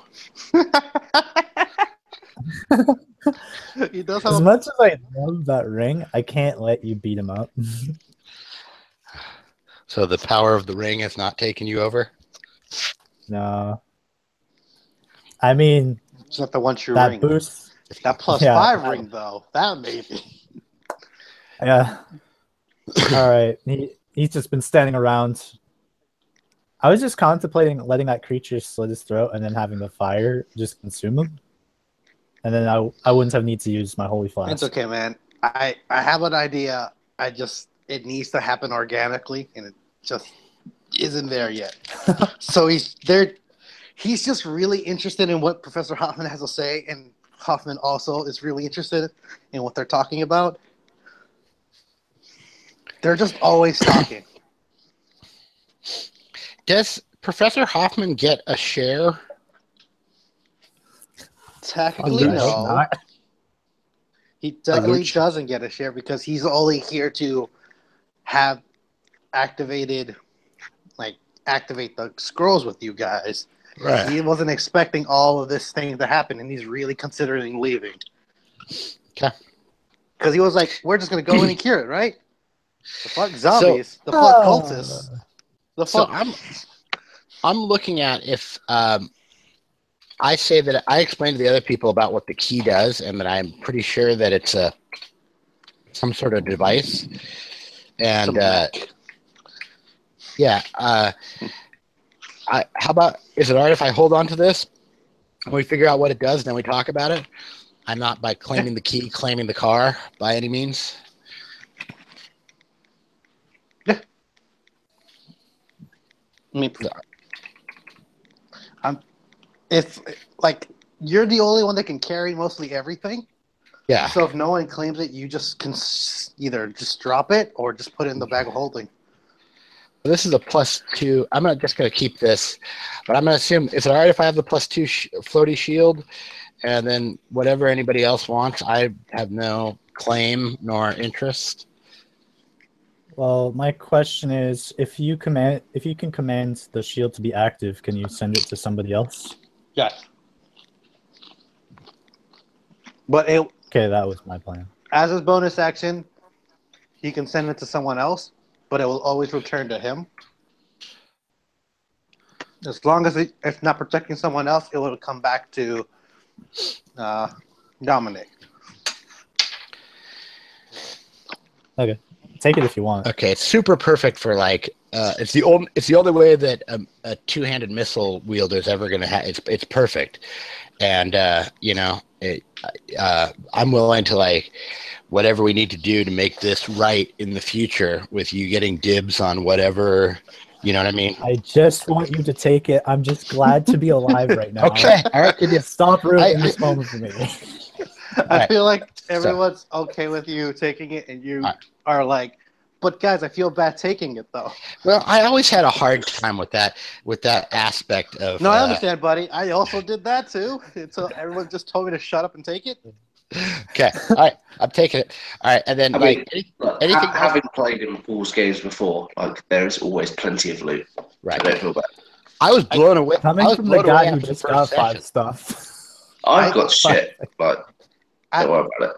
I give a lot of loot out. Yeah. I was blown away after the first session. I was like, damn. Because, like, you know, I played with some, like, old school people who are like, you grind for, like, fucking, you know, all the way through a dungeon. And at the end of the dungeon, you get a +1 mace. And nobody knows how to use a mace, right? No, man, this world is full and there's people all over doing stuff. And why would there only be some legendary or magic items in some places? That doesn't make sense to me. That's cool, and it does make sense with, like, we're coming from a town where everybody's inventing all. It's not just dropping without sense. It makes sense with the world too. You know, I mean, it's not like you kill a monster, go like, oh shit, he has a +5 sword and you didn't use it, dumbass. All right. So I've got a note of everything that's on here, and I think other people have notes too. But I'm just going to hold on to this if we have any forget or whatnot. Who wants to do or who turn is it, or who now gets stuck with journal? Who's journal this now turn? So do you guys want to keep the order I gave you guys originally, or do you want to switch it up? Because if we keep it, it would be Dominic's turn to write. Or in my eyes, it's just kind of who would be the best person to kind of get a different perspective from. And I don't know who would really have that kind of perspective at this time. Professor Hoffman would have the best one, okay? Yeah, he would. He actually would. He's just like, I've been just sitting here watching everyone do shit. Like, I'm so proud of everyone. Oh, so good at their thing. Paul, you should write it in Quayle's perspective. I could. That'd be pretty fucking cool. Though Quayle's character would be completely different, because I don't know what.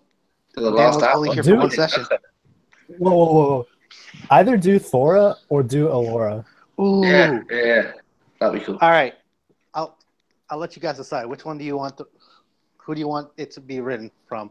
Thora or Alora? Thora did more. I think Alora would have some pent up regrets during that moment, because that's the moment where it's like, if they don't fucking choose to take me back to the well, I'm dead. Yeah. And then we finally go back. So I think that's something that she should just finally fucking vent as we leave her behind. And she's like, finally, they left me alone. So I'm hearing Alora. Yeah.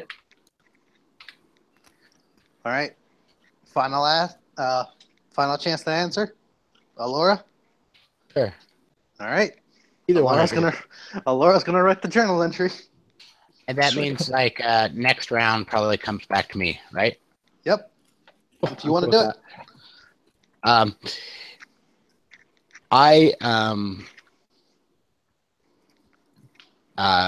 My girlfriend's back got thrown out today. She had to leave work early. That's one of the reasons why I was late. I was helping her run some stuff. So I'm going to clock off here and check in on her and see if she needs anything from me. Right. Yep. I didn't tell her to like suck it. I did not tell her to suck it up while I played D&D online, just so you all know. Like if she had said cancel, I need you, I would have done it, just so you guys know, right? So yeah, of course you would. We believe you. I mean, if you told her to suck her up, she should have, because it's D&D and that's important. Yeah. Like, okay. she should know where she's placed among the D&D ranking scale.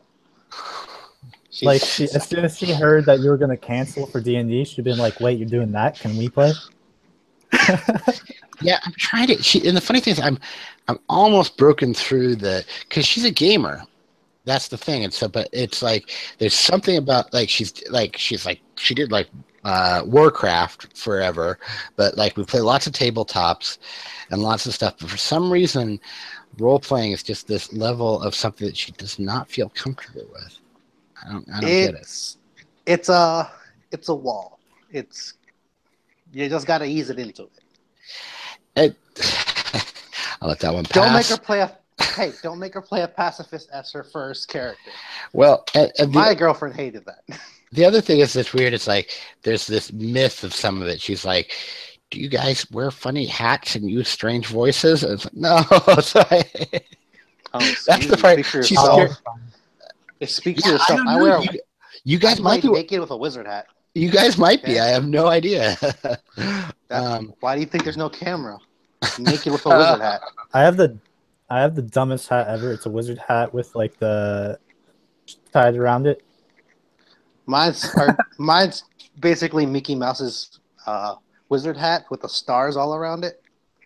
The blue one, the blue tall one with stars on it.